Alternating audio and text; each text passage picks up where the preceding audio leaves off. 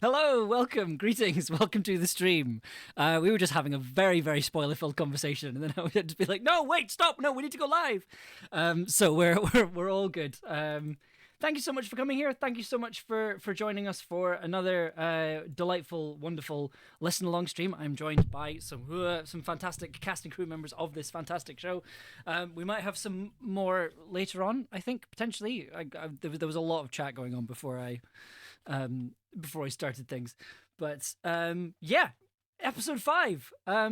So a few people in the chat are saying that they're mad about episode 5. Somebody said it was bad. Did you mean bad as in like the episode is bad, or did you mean bad as in like circumstance for the characters? Because those are two very different things. Either way, we'll answer that question later. Oh no! Sorry, I once again forgot to press stop on the music track, so it just started playing a clip of episode 4 that I've just left on the timeline. Anyway, I'm gonna start introducing people, I think, because that's probably the best thing to do. So, Ella, do you want to kick things off with introducing people? Sure. Okay. Hi, I'm Ella. My pronouns are she, her. I am the writer and director of Camlann. It's my baby. I am responsible for this. And I'm so proud of myself. In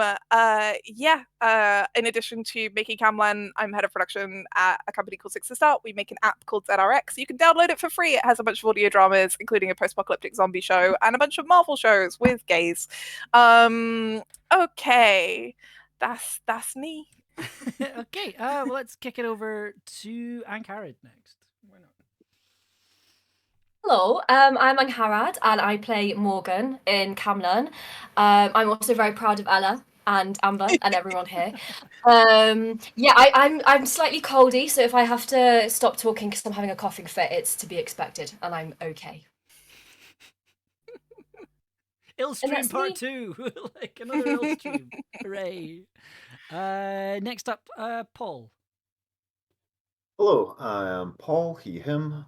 I play Gawain, who had his fantastic episode this episode. It was really fun. Yeah, that's me. Fantastic. So I'm just remembering the commands that I put in for last week. Robin next.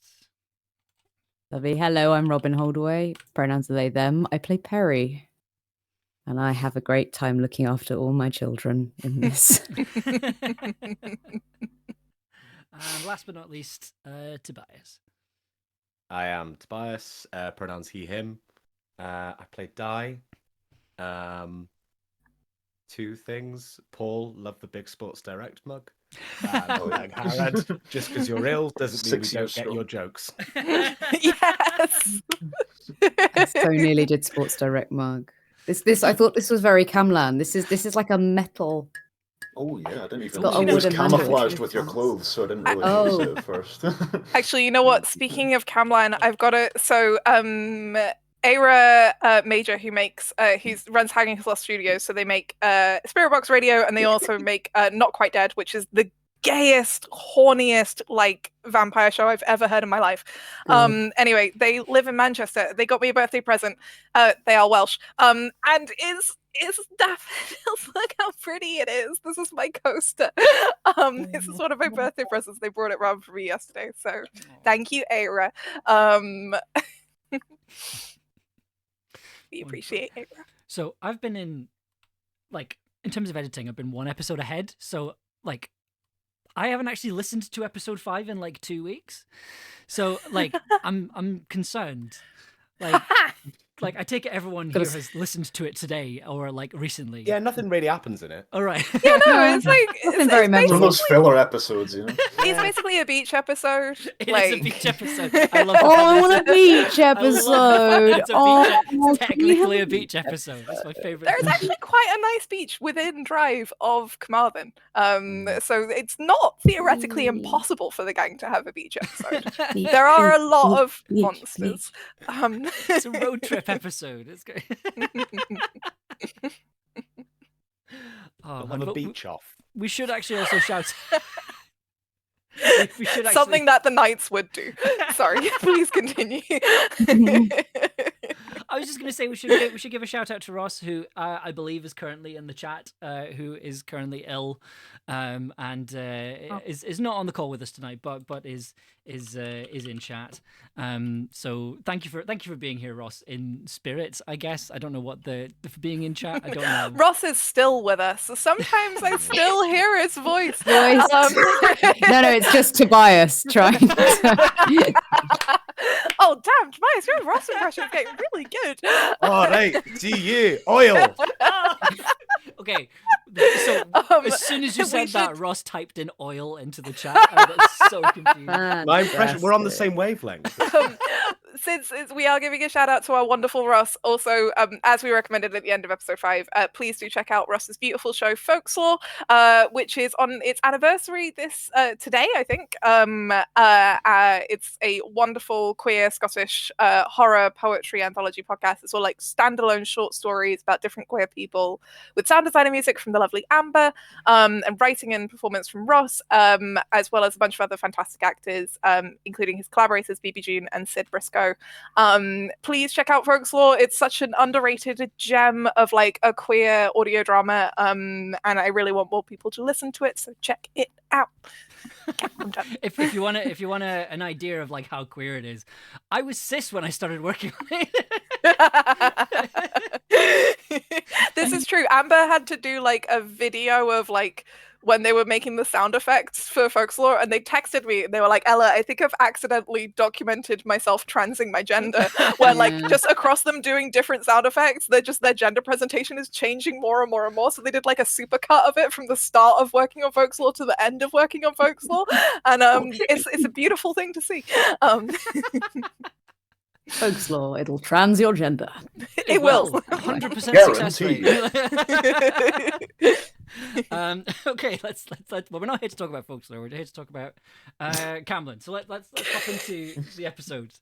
Camlann, unsure whether it will trans or gender. We haven't figured that out yet. Too small a sample size. Anyway, I'm gonna stop talking. Okay. You can tell I've been home alone today, can't you? Okay, so we're gonna listen to episode 5. We're gonna talk about it afterwards. We're gonna be back in about 25-30 minutes or so. Anything we need to say beforehand? I don't think so. Other than we should probably just like mention that like if people need to check content warnings, they should check content warnings. Yes. If there is, I don't think I have a command for it, but if you hang on, let me quickly stick a link up. BRB, just if you guys could just vamp for like 2 minutes while I get that sorted. Hara, do you have a joke? Oh my god. I can think. Yeah. So I went to the doctor this week because I was feeling a bit anxious. I was feeling a bit anxious. And I said, I'm actually not feeling like myself. I actually feel like a teepee in a wigwam. And the doctor said, you just need to pull yourself. You need to pull yourself together. You're just too tense. You see, I already know that one. Because that actually was got in World of Warcraft in 2004. It was! Oh, memory unlocked! It's one of the human male silly lines. I've got one that adding to my pirate joke collection. It's why couldn't the pirates play cards? I don't know. Because the captain was standing on the deck. Hey! It's better than my collection of cheese jokes, which is also growing. I really enjoy this tone to start the stream for this episode, because like the change of tone is going to be real. It's going to be some real whiplash. I was just about to say everyone's really appreciating the jokes in chat, and I'm literally about to post the content warnings for episode 5. There we go. Episode 5 content warnings are in the chat. We'll be back in about 25 minutes, probably with more jokes. Again, let's... Oh, so many. You should ask me. Okay, yes, we'll be back in 25, 30 minutes or so. In the meantime, we hope you enjoy the episode.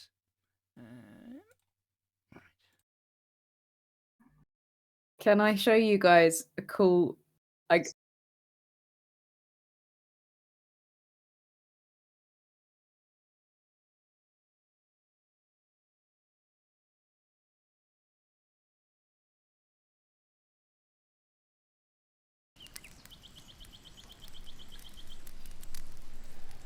Mae Pyrddedwch Eiliadau yn dy fynwes gynnes feinwen. Fwy'n gariadus Lewis lawen seren sy'n wedi'r claw.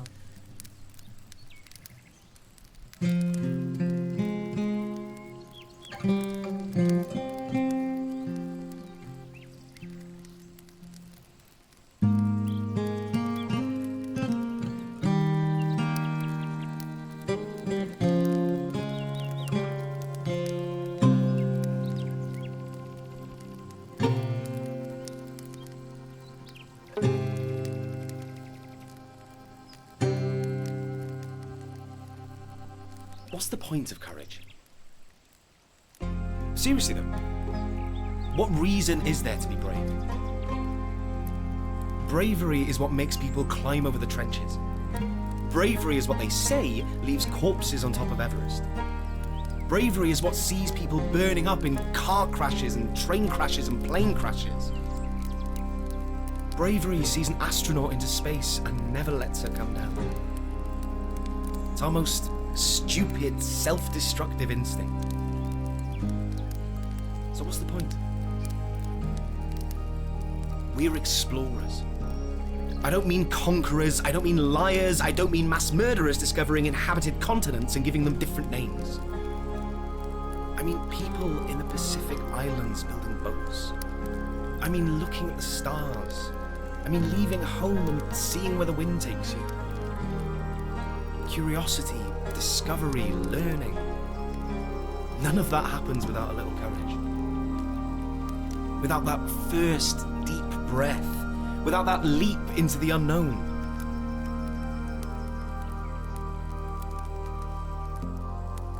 But not everyone survives the landing.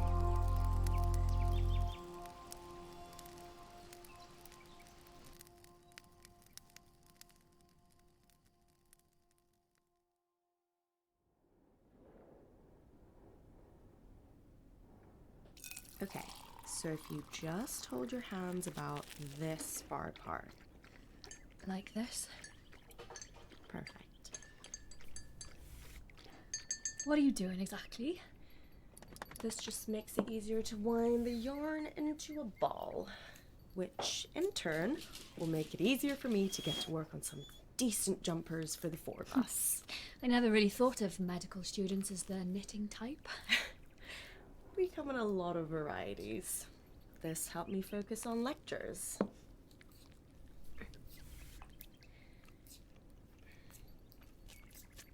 Honestly, I never really wanted to be a doctor.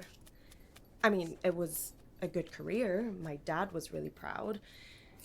But it wasn't what I was passionate about. What did you want to do? You'll laugh. I won't.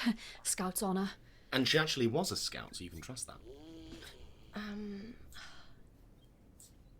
I wanted to be a costume designer, you know, for movies and stuff. There was this trend for historical clothing on Douyin before everything went dark. And there were so many incredible outfits. You'll have to show me sometime. We don't really have the fabric to waste. Keeping ourselves sane isn't wasteful. We'll see what we can grab next time I'm in Carmarthen. Which isn't going to be for at least a month, right, Peredur? Either way, I'm glad to have you with us. Who wouldn't be? She's a doctor, she can knit, she can make a pancake from nothing. Honestly, Gwen, what can't you do? Speak Welsh. And I was a medical student, not a doctor. Big difference. Pobody's nerfect. Hey, I could teach you. Welsh, not how to be a doctor. Though who knows?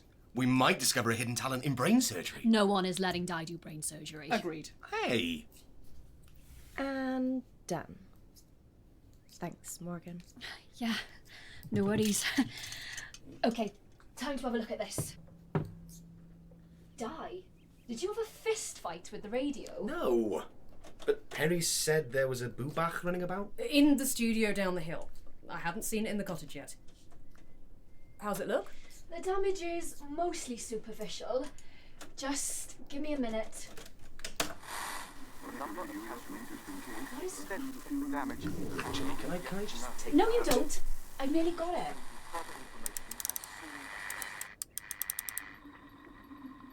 Hey, Dad. Guessing wherever you are, the radio stopped working. That's not true. I'm hoping wherever you are, the radio stopped working, because the alternatives are that you're ignoring me, or... Let's just assume the problem's with the radio.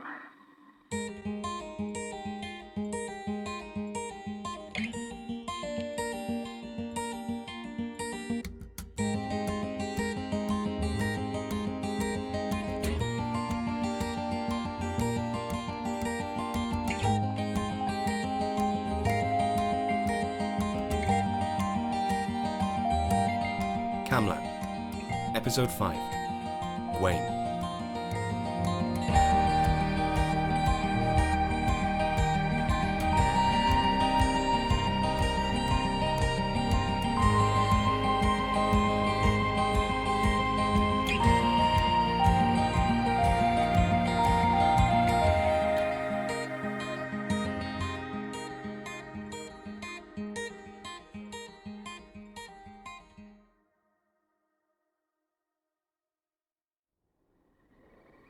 If I fail, then... Well, that's data 2. Maybe you can use it. I'm gonna leave this playing on a loop. Hopefully you'll hear it.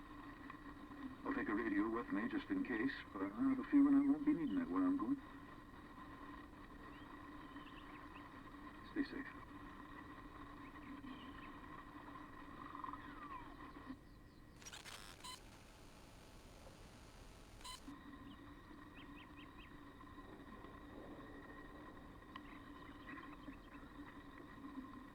Hey, Dad.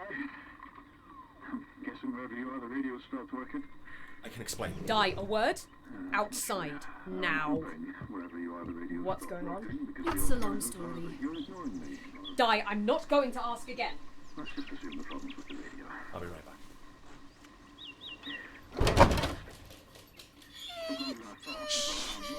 It's okay, gal. Should we go after them? Best not to get in the middle of it. In the middle of what? Does this have something to do with Arthur and the Knights? Di's relationship with Gawain is complicated. It started before the cataclysm. You know when you have that one friend who just keeps... So when exactly were you going to tell us you've been talking to Wayne? Has it occurred to you that it might be a bad thing that I didn't feel like I could? Explain that to me. Why couldn't you? Because I knew you'd react like this. Di, he's lying to you. He's always lying to you. Like you are. What are you talking about? I know that radio didn't break by accident, and you weren't nearly surprised enough about the fact that it existed at all. You spoke to someone, didn't you? Was it Gawain? Are you the reason he's doing this? Got to gather more data, don't we, Peredir? What? No, I had nothing to do with this. Then why is he... He's gonna get himself killed. No, he's not. He's a manipulative piece of work, but he'll be fine. He can handle himself. And I don't know any version of that story where the Green Knight doesn't spare him. Do you know any version of that story that happens in the 21st century? Any version where the Green Knight knows he's in a story, where he tells Gawain to meet him sooner than he should? No. I can't risk the life of the man, of a real human person on a theory. What if Morgan's right? What if it's all a pantomime, like how poisonous things are always beautiful? What if the names are there to give us a false sense of security, so we walk into the mouth of a Venus flytrap? We've seen nothing that suggests that. We've seen nothing that disproves it either. Sir Peredir is never attacked by a pack of shucky dogs in Carmarthen, but you nearly died, Perry. I nearly watched you die. Di, there was nothing you could have done. Yes, there was. I could have been there, and I am sick of people around me making decisions for me. I'm not a child, Peredir, and I'm not stupid either. Just because I haven't chosen to take some special name doesn't mean I don't want to have an input. All right. And what do you want to do? Don't patronize me. I'm not. Seriously, he means more to you than he does to me. What's our next step? We need to find him and Queen, stop this before it's too late.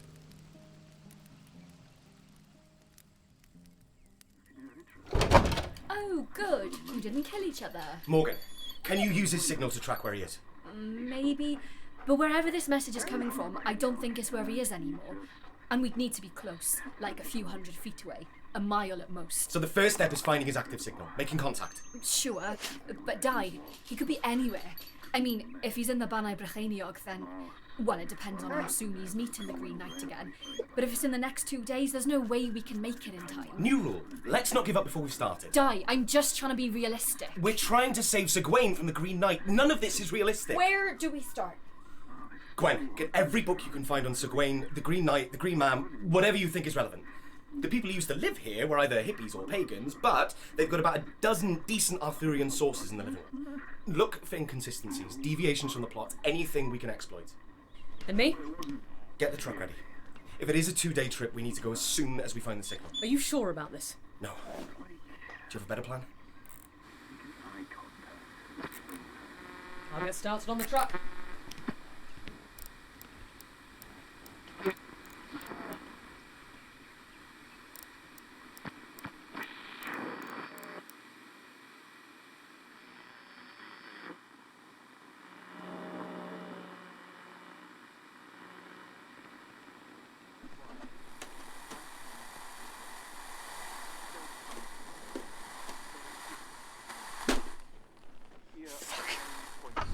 Truck's ready. I'm a little bit worried about the bonfire. I don't know if it's the wind today, but it's getting pretty huge. It's fine.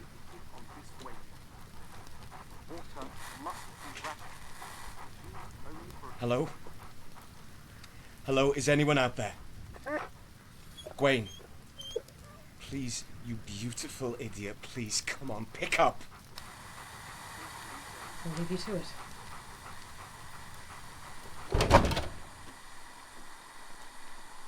Hello, dream boy. Hello, rock star. Hello, jock with a nerd streak. Hello, the worst karaoke singer I've ever met. The karaoke thing's a bit harsh. Gawain, oh my god. Are you alright? Where are you? Are you hurt? Right, seriously. Where are you? Is that snow? Where is it snowing? I don't exactly know. Followed the Green Knight into the wilderness. We went through this moss-covered old stone arch in the woods. And I was here. It's a mountain, but way bigger than anything in the UK. Have you been in the Alps? You're in the Alps. There's French Arthurian stuff, right? No, you can't be in France. Why not? Gawain, I need you to come here right now. Did you get the message? I started the story. I have to finish it. No, you don't. You're being hypnotized or compelled or something. What you need to do is come home to me. Are you going to tell me where you are now? We're in Cumdiad. It's a little village not far from Carmarthen. There's a statue at the top of the hill with a hawk on it. Please, Queen, just this once, do as I ask. I can't. I honestly can't. I'll give up now. Something really bad is going to happen. I can feel it. You know what else makes you feel bad when you try to give it up? Smoking. That doesn't mean it's good for you. I mean it. I can't walk away from this. Why not? You don't need to prove anything. Yes, I do. Yes, I do. I am so sick of letting everyone die. This is supposed to be my story. I'm not supposed to be a coward or a liar or a man who's too frightened to admit what he... I have to do this. No, you don't. I'm sorry. I'll stay on this frequency. If anything changes, I will let you know.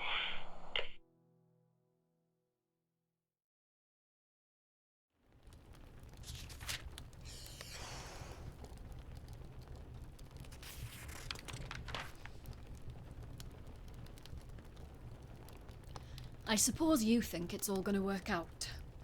I hope it will. But when it's an objectively benign phenomenon in a pre-existing story, suddenly you're not so sure?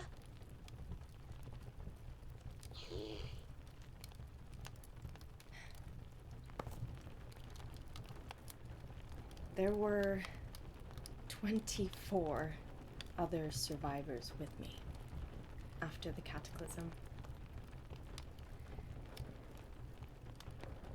I'm the only one left.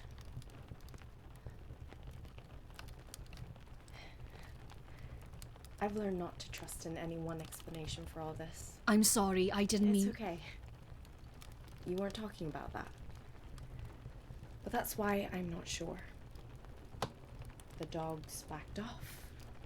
Maybe that's not because I reasoned with them. Maybe it was because I'm Guinevere. Or maybe it was a life-saving coincidence, and they picked up on better prey elsewhere. The Green Knight approaches Gawain and says he needs to meet his challenge sooner than he did before. That worries me. I've never met any phenomena that can talk, let alone recognize a story therein. So you think it's a trap? I don't know. Perry said that Arthur could compel people, make them do things they didn't want to. Yeah. Not me, I'm contrary. But pretty much everyone else. What if there are phenomena that can do that too? Like a high-level monster in a video game. What if all we've been dealing with are the mooks? The horrifying implications of that are softened a bit by the revelation you're a gamer. I'm a casual. The collapse of the national grid has really cramped my style.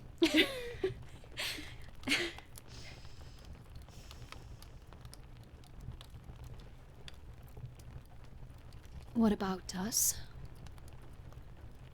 What do you mean? You and me. In our story, we're supposed to hate each other. Or at least, we're on opposite sides. Enemies. So? Do you hate me? I don't think what I feel for you is hate, Morgan. We need to go now. Is that why you're safe? It'll be fine. Unattended? Trust me. Is no one else worried about this? I am, but it's tomorrow's problem. The cottage is built out of stone. Di, I keep having this dream about boys, and a woman with red hair. Di, can you hear me? Everyone shut up. You still there? Gawain? Hey, Di. Into the castle. There was this guy. Him and his wife took me from the snow, which is good, because I thought I was about to freeze to death. Are they people or phenomena? Honestly, don't know. I mean, oh, they're beautiful. Both of them. Oh, there's something so golden about them. Gawain, focus. Right, sorry. They're definitely performing a story. Every day, he goes for a hunt. Every night, she comes and tries to, and then I say no, and give him what she's given me. What do you mean? You have this rule about how if I was given anything whilst I was staying here, I had to share it with him. And vice versa, so I get food and clothes and a really, really nice bedroom. And whenever she gives me a kiss, I give one to him. Right. That doesn't sound so bad. He's in Bertilac's castle. That means we've got 3 days. Perry? Oh wait, did I told you about me? Yes, because he trusts me. Perry! Whatever you do, don't give him the sash, all right? On the 3rd day, she's going to give you a green and gold sash and try to convince you to sleep with her. But take the sash. Okay. Feels like breaking the rules. She'll tell you more about what it does. Just trust me. Since when's that been a thing we do? Since I said so. Gawain, please. For me. Gawain? I'll think about it. gotta go.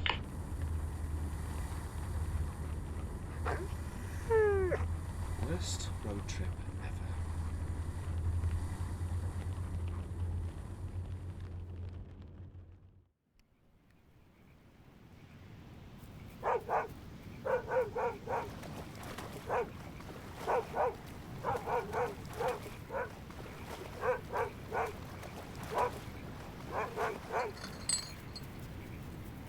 Do you remember when you met him?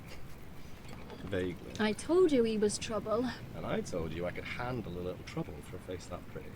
I seem to remember eloquent lectures on the curvature of his arse. Things said while drunk don't count. No? Since when? Since I'm embarrassing when I'm tipsy. No, you're not. You just overshare. To me, specifically. Well, that's what happens when you sign up to be my best friend. It's in the job description, then. You were right. I really should have read that more carefully.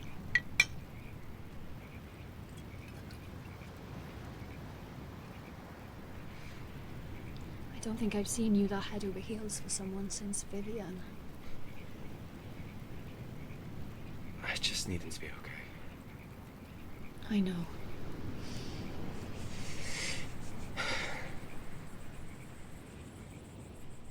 There is no way we're driving to France. There's no ferries left. And besides, we'd have to get past Bristol, your nights, and London to get to the right side of the country. I know. So what are we doing? Making Di feel better. I'm sorry, I don't understand. That fire was out of control, and we need this fuel if we need to do more supply runs. Isn't offering him false hope worse than just being honest? It's not necessarily false hope. We live in a world where dragons exist. Oh, we also live in a world where most of the population is dead. Di can be unpredictable. His emotions just get huge. Mostly, that's a good thing. A great thing, actually. One of my favourite things about him. But when those emotions are painful, it gets dangerous for him specifically. He starts taking risks, forgets he's not invulnerable. Gawain has a habit of drawing that out of him. Has something like this happened before? Not exactly. Arthur wouldn't let us pursue our own stories, too worried about a Lancelot situation, presumably. Does he have a Lancelot? Not yet. Di and Gawain just have a complicated relationship. They mean a lot to each other, but have you ever had that one friend who keeps going back to someone who's bad for them, no matter how many times they get hurt? Right. So we're doing this, and hoping, or praying, pick your poison, that the cottage is still standing when we get home. That Di is still standing when we get home. And if it isn't? If he isn't? We rebuild.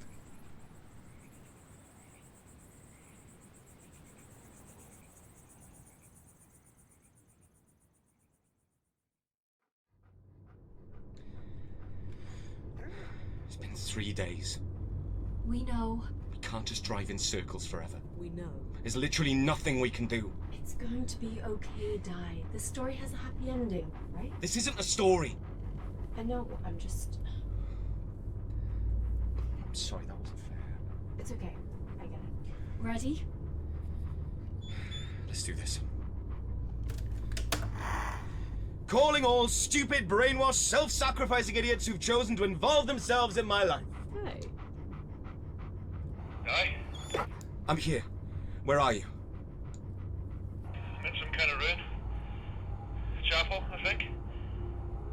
It's next to this huge green cave.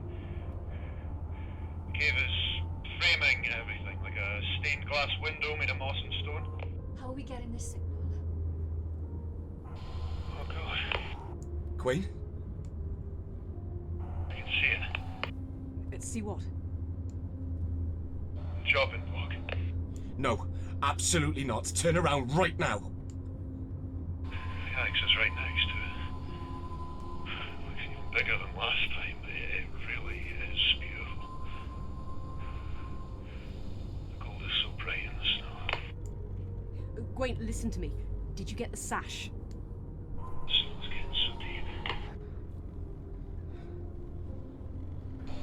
It's time. Please, Please don't do this. Di, listen. You're kind of the best thing that's ever happened to me. And I'm not just saying that because the sex was amazing. Everyone can hear you. Figured. Di, I'm sorry. I'm so sorry. You deserve better than someone like me stringing you along whilst he figures out how to be a grown-up. I don't care. I forgive you. You should. I didn't even think about whether I was hurting you. You just seemed so untouchable, like nothing could bring you down. By the time I realised what I was doing, it was too late to take back all the hurt it caused. What if I don't want you to take it back? I loved you, you know. Really did. I loved you too. It's gonna be okay. I promise. Don't make promises you can't keep. I won't. Promise. Got the head of the chopping block. It's cold. Guess I should have expected that. Do just listen. Catch snowflakes on the tongue. It's not bad. Last act go. I imagined that it could be worse. Nosta, Di. Caruti. Carry. Tea.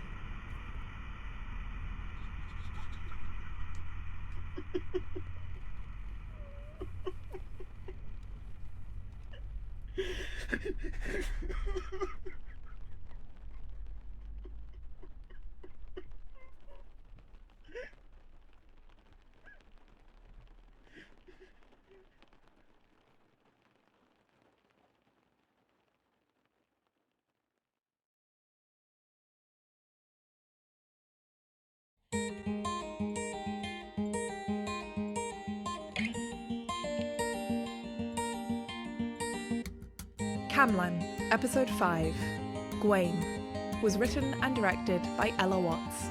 And It that's was episode produced by Amber 5. That is Devereaux, with an episode 5 original of score our by show. Amber I hope Devereaux I hope you and enjoyed additional it. music direction by Alessa Catterall. I guess the Our first production question, manager and quite a few is people in Ross chat have Mitchell. asked this. Ella, did Gawain take the sash?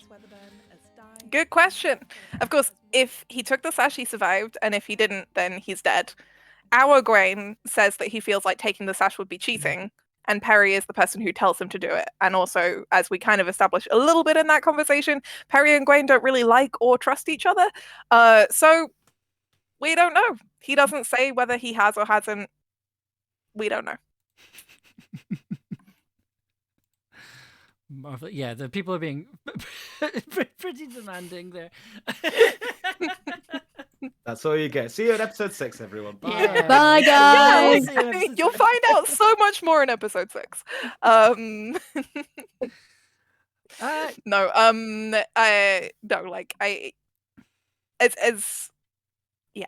it's pretty final. I think, like, from Gwen's perspective, when he goes into that chapel, and I don't know, like, Paul, like, working with you on this and, like, directing you on this was really fun, but, like, I think what was really interesting about this story is that, like the gang say in the episode, like, with Gwen and the Green Knight, Gwen survives the story in the original medieval story, like, and it's all about, like, the fact that, like, stories are kind of inconsistent in that way. Like, in some stories you should cheat and lie, and in others you shouldn't. And sometimes you're punished, and sometimes you're rewarded for cheating. And, like, I think Gawain and the Green Knight is a really good example of that kind of story, because Sir Gawain is rewarded for following the rules, like, the majority of the way through the story. You know, like, he actually goes to the chapel, he follows the rules, he shares stuff, blah blah blah. But then, like, at the last minute, like in the medieval story, he cheats, he breaks the rules, and keeps the sash and hides it from Bertholac. And so our Gawain, like modern Gawain, is kind of like having to grapple with that and be like, am I supposed to cheat again, or am I supposed to hold by the rules? And then B, I think that, like, because, like he said in episode 4.5, he doesn't know whether this is like actually a story thing or whether it's just a monster or a predator that uses a story to lure you in and then eats you. Our Gwaine going up to the chopping block is pretty certain that he is going to die, and he is approaching that whole scene and his conversation with Dai as like, this is it, this is the end of my life. And like that's certainly like where Gwaine's coming from in that scene. I think. And when I was looking up the story, even in the story, there's an element of risk to it, because Gwaine's neck does get kind of sliced a bit. Yeah. Because the sash was stolen, but it's left open to interpretation. I guess that's kind of an interesting question as well. Like Paul, how familiar were you with the story before you came to the recording? Very, very little. Before I got cast in Camlann, I knew very little about Arthuriana beyond, like, I don't know, whatever horrible histories, whatever was mentioned in horrible histories, if they even mentioned it, I don't really remember. But just, the really basic stuff about Arthur kills a dragon and Merlin's the court wizard and all that stuff. So I did, I looked up the basic stuff. Like, I didn't even know what the Battle of Camlann was, really. But, I kind of gave myself a wee crash course on that. I mean, I guess it's kind of fitting in a way, because Gwaine's not exactly that educated in this area of history himself, so did not know very much going in, but fascinating to learn about. I'm glad. I think it's like, it's also fun that it's like, like it's kind of Gwaine, where we last hear him, and for example where Dai last knows he is in the other world. Like, he isn't exactly in our world. He talks about going through a kind of arch of moss and stone and then ending up in these like huge mountains, and he thinks maybe he's in France, but we don't actually know if he's in France. The only thing he finds is like a castle populated by 2 supernaturally beautiful people and an empty mossy chapel. So like, it's who among us could be in France. Yeah, who among us hasn't found that on a holiday? France. It's common, right? That's what's in France. As someone sexy people in castles. I can confirm France is full of sexy people in castles. But the sexy people will be French, and we have to remember this. No, actually, you know what? I was about to say, because I feel it's very important on this stream specifically to clarify, my partner is not French, they are Breton. And Breton people are very sexy. There we go. But I will not have French people discussed on this podcast. Especially not fucking Parisians. Jesus. But no, anyway. What's happening? I was about to say we should get back on track. I'm so in such a weird mood. Whilst we obviously can't give you spoilers for the show, we're very happy to answer any questions that any of you have, either for me and Amber about like the writing and recording, or for our lovely actors about their performances, or what they think about their characters. Silly questions are encouraged as well as serious ones. I appreciate someone saying they're going to console themselves with Gwen and Morgan. Angharad, how do you feel about the fact that people are picking up on a vibe between Gwen and Morgan?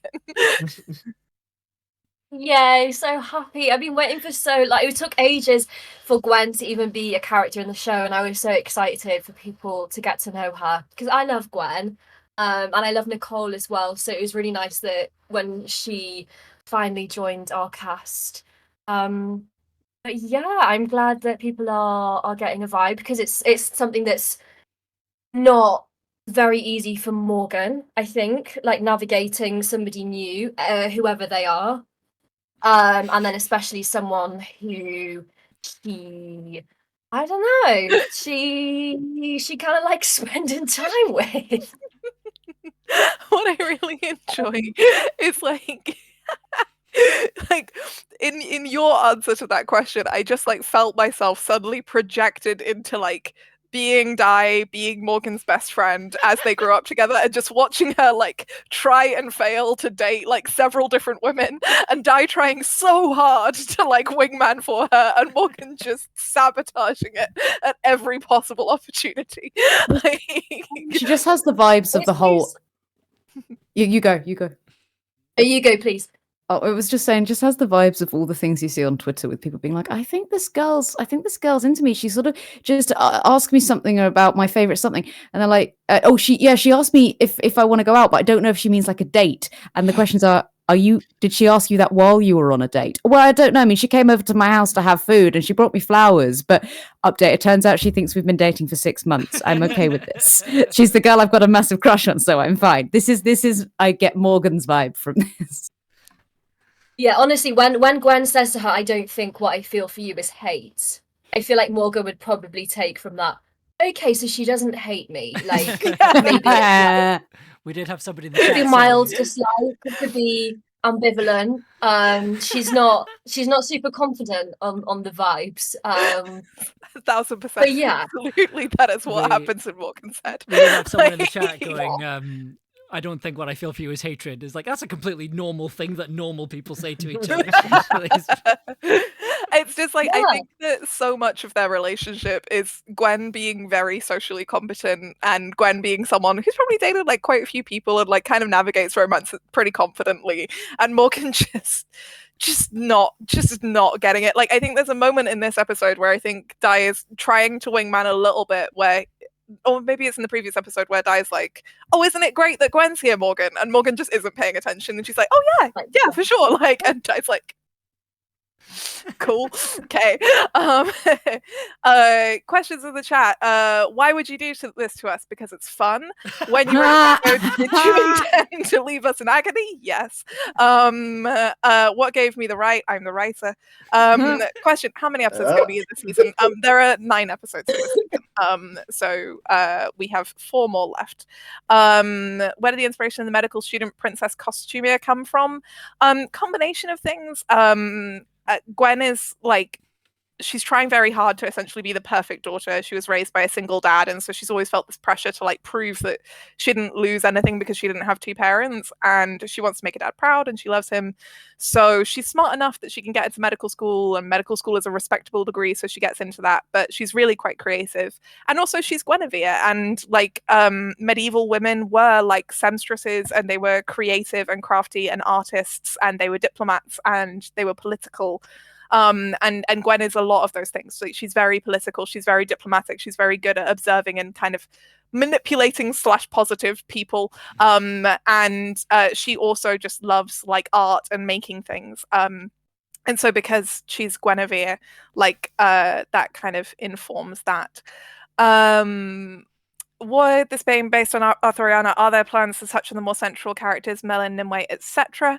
So Nimue is actually another name for Ninian / Vivian, who is variously, depending on which canon you're working with, attributed with being like the Lady of the Lake, but also the person who kills Melon in the end, which is really funny to me. It creates a joke that I have with several of my friends called the Merlin Cave, which is that, the original storytellers who talked about Melon loved him so much they didn't want to kill him, so they put him in a cave so they could bring him back if they ever wanted to. Because basically what happens is like, it's kind of a messed up story where like Merlin, in this story, it's like a kind of French high medieval one, is an old man, and this young beautiful woman comes up to him and is like, please teach me magic, I think you're so sexy. And very old, like wrinkly old man Merlin is like, clearly she thinks that I am objectively sexy and is definitely not using me.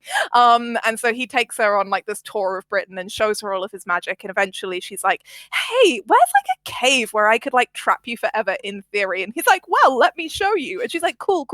So like, what spell would I need to say to seal you in that cave forever? And he's like, okay, so you say these words in this order. And she's like, cool. Could you go in the cave for me? And he goes in the cave, and then she says the words, and then he's locked in. And this, according to medieval literature, is why Merlin doesn't turn up at the Battle of Camlann. And so, yeah, like it's a very, very... Yeah, I really like the idea that Merlin is just in a cave forever. He's a fucking idiot. So it's like fully the bit in Friends where it's just like, nah, you can't fit a grown man in that cabinet. It's like, oh yeah, I'll get in here, and then and then just steals well, no, it's like the thing, because like this is also in the Mabinogi, right, where Clay is like, Clay can only be killed if he has 1 foot in a river, 1 foot on the back of a boar, and he's killed with one very specific magical spear.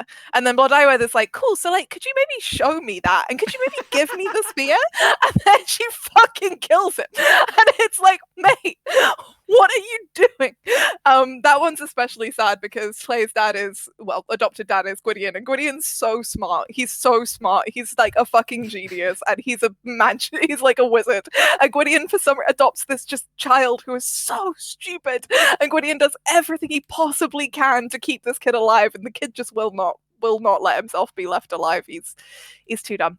Anyway, can I say one of the Nimue things is the moment I saw a Nimue. I think at one point I did ask you, I was like, Nimue, a trans woman would call herself Nimue. Like, if a Nimue appeared, she would be trans woman because that is the kind of, like, how badass is that name? It is a great name, and as we said on Tumblr, like in this apocalypse, trans people can give themselves magic powers if they want to.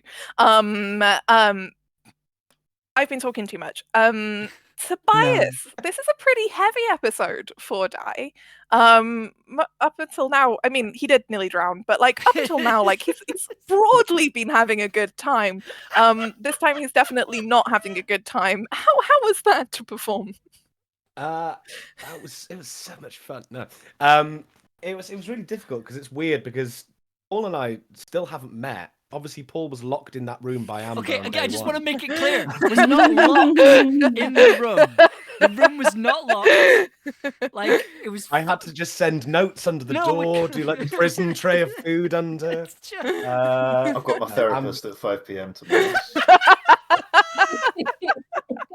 No, Amber didn't lock anyone in the room. They were very lovely and let us meet first and then put Paul in the room. No, it was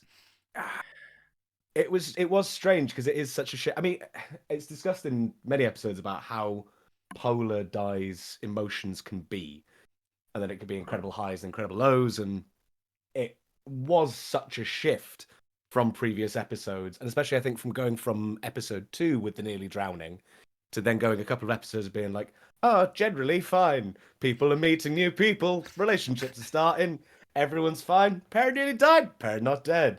Everything's fine. Oh, Gwen. Like, it's just... It is a big... Oh, Gwen. Oh, Gwen. Love the way you describe Gwen dying. Like, to Paul who plays Gwen on the stream. As though like, Gwen has just tweeted something problematic. Like, Gwen, no. I said the line and all I had in my head was the image of dropping a pizza on the floor and going, oh, Gwen. Oh, Gwen. The man and you dropped it in the snow and it's all cold now. He dies. He literally dies to prove his love to you and to prove that he can be like the man that you wanted him to be. And you're just like, oh. How's the Green Knight going to use his giant pizza cutter to cut the pizza now? It'll be frozen. Oh, Gwen, you got your head shot. All the pepperoni's falling off. Yeah, in the original sound design cut, it was like a circular saw rather than an axe. But no, it was, to go on the topic of the actual question, it was a difficult place. I've never actually had to perform that kind of a scene. Like, other than on stage, where it's kind of like the build-up is all there and you're running up to it. And doing this kind of work and sort of not... everything was done relatively linearly. Linearly? In a relatively linear fashion. Linear doesn't go in that way, but yeah. That's why there's people that write here. But it was nice because the way we did it was the car setup. And having everyone there made it, I think, even more emotional to perform. Because I think it's... One thing I will say about working with all of these lovely actors and creatives, there is so much to feed off of. Because I feel like you can't perform these kind of scenes unless people are giving you something to perform off of. And that's how it felt, especially with the scenes between me and Paul. Like, I never felt like I wasn't comfortable in a scene with Paul because I had that to bounce off of. And it felt like that relationship was established, even with us being in 2 rooms separate. Like, it felt real and genuine and tangible. And I feel like that made it far more real for me. So when we actually came to the ending of this episode, I actually did cry in the scene, which I've never done before performing. And I was like, oh, let myself cry. Oh, Gwen. But yeah, it was sad. And yeah. I was so And- impressed with the way that you both performed it, and yeah, like I'd love your thoughts, Paul, as well. Oh no, I was just thinking you were mentioning. I just realised even though I was in that room the whole time, we did have that initial on the first day. We did have like a read through of the scene in the same room, so we almost did have kind of like that meeting and then the separation. It's like, oh, Yeah, we did allow you to talk to each that other probably before helped. we started Yeah, well, recording. no, I mean like we performed the scene as the Yeah. characters. Yeah. is what I'm You trying to performed say. the scene as the characters. Yeah, and I think it was really interesting to watch you all performing it in studio because yeah, like Diane, sorry, like Tobias and Paul are saying, they were like physically separate. So you know, Tobias and Robin and Angharad and Nicole were all in one room with me and Amber, and then Paul was in a separate room, and we could only hear Paul's voice like over the walkie-talkie. So like physically, like you know, like every time like Tobias would have to like let go of the button and like hear him come through, and there's a moment where you wait for him to say something, and there was something about the like physicality of that I really liked, and I loved the way that Amber set up the studio for recording. Actually, there's one line in this episode which is not that important from an emotional perspective, but just where Gwen tries to reassure Di and Di kind of snaps at her, but he like leans back in the car to say it to her, and it sounds so good in the audio because of the way we recorded that. It sounds like Di is like turning around and leaning over the seats and be like, oh, I'm really sorry, I'm being an asshole. Anyway, like and I love it. But yeah, like I think it was so interesting having what is like a really emotional scene where you know Gwen dies, like but we only hear these like little fragments over the radio. Like lots of people who make audio drama love the idea of like found audio. I love found audio, and but it was really interesting seeing it like literally physically illustrated in that way of like this is how that would happen. Like if it was actually like them getting the radio signal from Gwen, like we couldn't accidentally have someone talking over each other over the walkie-talkies, because if they did, we just wouldn't hear them. So we actually like really got the experience of like, yeah, if Gwen was hundreds of miles away and they couldn't hear from him, and the only thing they could hear were like these moments when he's choosing to speak, this is what it would be. On the setup thing as well, I feel like Amber, well, both of you did the great job of like, we've already discussed in the previous stream about Robin being given the wee wheel. I was about to say the wee wheel. Yeah. It was the little one. The wee wheel. But no, having the radio that we had that was like this unit of like a tape deck radio, and having that on my lap, and then that's it. There she is. And the walkie-talkie and all of that. And then when it came to the actual final moment of breaking down, hearing the axe, having a thing to collapse into, like, and sort of press my ribs into, and again, just that sort of tangible, real thing of sort of like, oh, everything's fucked. I dropped my Gwen on the floor, and yeah, it impacts it so much. I will say, like, I can't remember if we have any photos or videos, but I hope we do, because yeah, like, I think it was like really heartbreaking, really powerful seeing like Di, like, you know, Tobias performing Di, like essentially like curling up around and like just holding this radio, and like he just, because he can't do anything else. So I think that's another big thing about like Camlann in general, and like trying to think through the mechanics of this apocalypse, is that so many of the characters just don't get to see what happens to their loved ones, and they don't get to say goodbye, and it's kind of one of those things of like I don't want to get too heavy, but like a thing I think about a lot, because I'm weird, is like last phone calls and natural disasters and stuff. Like I was in India for like long complicated reasons around the time of the tsunami, and like back in the early 2000s, and I think like the way the apocalypse happens in Camlann is a lot like, it's essentially more like a natural disaster. It's not like an invasion. It's like a lot of like big chaotic natural disasters, like earthquakes and avalanches and a dragon. And like yeah, it means that people like Di's mum Shan is dead, and Di didn't see her. Like he hasn't even been back to Aber, I don't think, since the apocalypse happened. He was in Bristol. He just found out because her name was listed in the lists of the dead. Like Perry has no idea what happened to their sisters, Anna and Sophie. They have no idea if their sisters are alive. One of the, like, you know, Morgan is kind of unusual in that she actually saw her brother die. But yeah, like I think for Dai, it's like not only the pain of like losing Gwaine, who's someone that he cares about very, very much, but also the like repeated grief of like losing another person he loves and not even being able to bury them and not even being able to like see them go. Like, yeah, and just not fundamentally knowing what happened. Like, I don't think Dai knows how Shan died, but he just knows she's dead. So yeah. Sorry, quite heavy. And Harrod, we haven't really heard from you, and we were talking about the radio and stuff. Obviously, we had Morgan engineering again when she fixes this radio. Can you talk to me a bit about like that side of like the more kind of practical sides of Morgan's character? Oh, and also about that lovely scene that you have with Dai, where you two are kind of like hanging out and drinking, like when you're trying to find Gwaine. So I love that scene. My favorite line of the episode. Which one?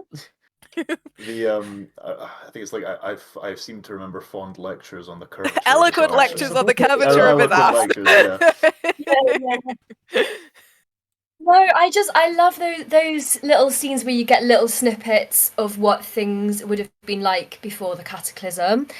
Obviously, I think there's loads of like there are loads of fun scenes, especially like with Dai and Perry are quite funny characters in this. So that there is obviously like lightness through it, but not so much like of the tenderness. I think especially from Morgan. I don't think that's a place she lets herself get to, except when she's with Dai. So it is like even with Perry, who she's very close with, she's let her guard down with Perry, but I think Dai is like a special place for her where she can become softer and tender and things. So it was really nice getting to explore that side of her. In terms of the practical stuff, yeah, that's not my bag at all in real life. Like I have to ask every week how I get on these streams. She does. So yeah, I mean, yeah, I just like bashed stuff, I guess. Like I just hit the radio a bit. She does. Yeah, if we do a season 2, maybe I'll go on some sort of course or something so that I can. No, don't lose that magic you have. That's yours. So I'm learning Welsh, and Karen's going on a electrical engineering course, doing electric. Yeah, well, Tobias will learn brain surgery. Yeah, Tobias is I was going to say, what would you have learned? Oh well, I guess I'd just continue R.I.P. my wiki diving of Arthuriana. I know it's not quite the like the first, what do you call it, like a primary source that you'd want, but yeah, I guess it's just my way of consuming information. To be fair, sorry. No, it's just like a lot of the time when I hear about something that sounds interesting, but I don't have the time or patience to properly engage with the thing, I'll just go on like usually the wiki specific to the thing, because that tends to be a bit better than actual Wikipedia. But yeah, just I'm worried I'll forget, or there won't be time, or I just need like the cliff notes as quickly as possible, and then I'll forget enough intimate details that if I ever do actually go back and read or watch or play the thing, it'll be okay. I mean, I want to say it's yes, obviously you should always question your sources and interrogate them and like try and find detail, especially if it's like news and stuff. But like also with Arthuriana especially, Arthuriana is such a disparate collection of different stories that honestly Wikipedia is a pretty good place to start. I don't interpretations, right? Yeah, exactly. A lot of different interpretations. Like someone on the Tumblr has been recommending me Dutch sources for Arthurian stuff, which has just been delightful. Also, I wanted to mention, since I have it here, this is my Green Man badge. It's so beautiful. I love the Green Man and the Green Knight.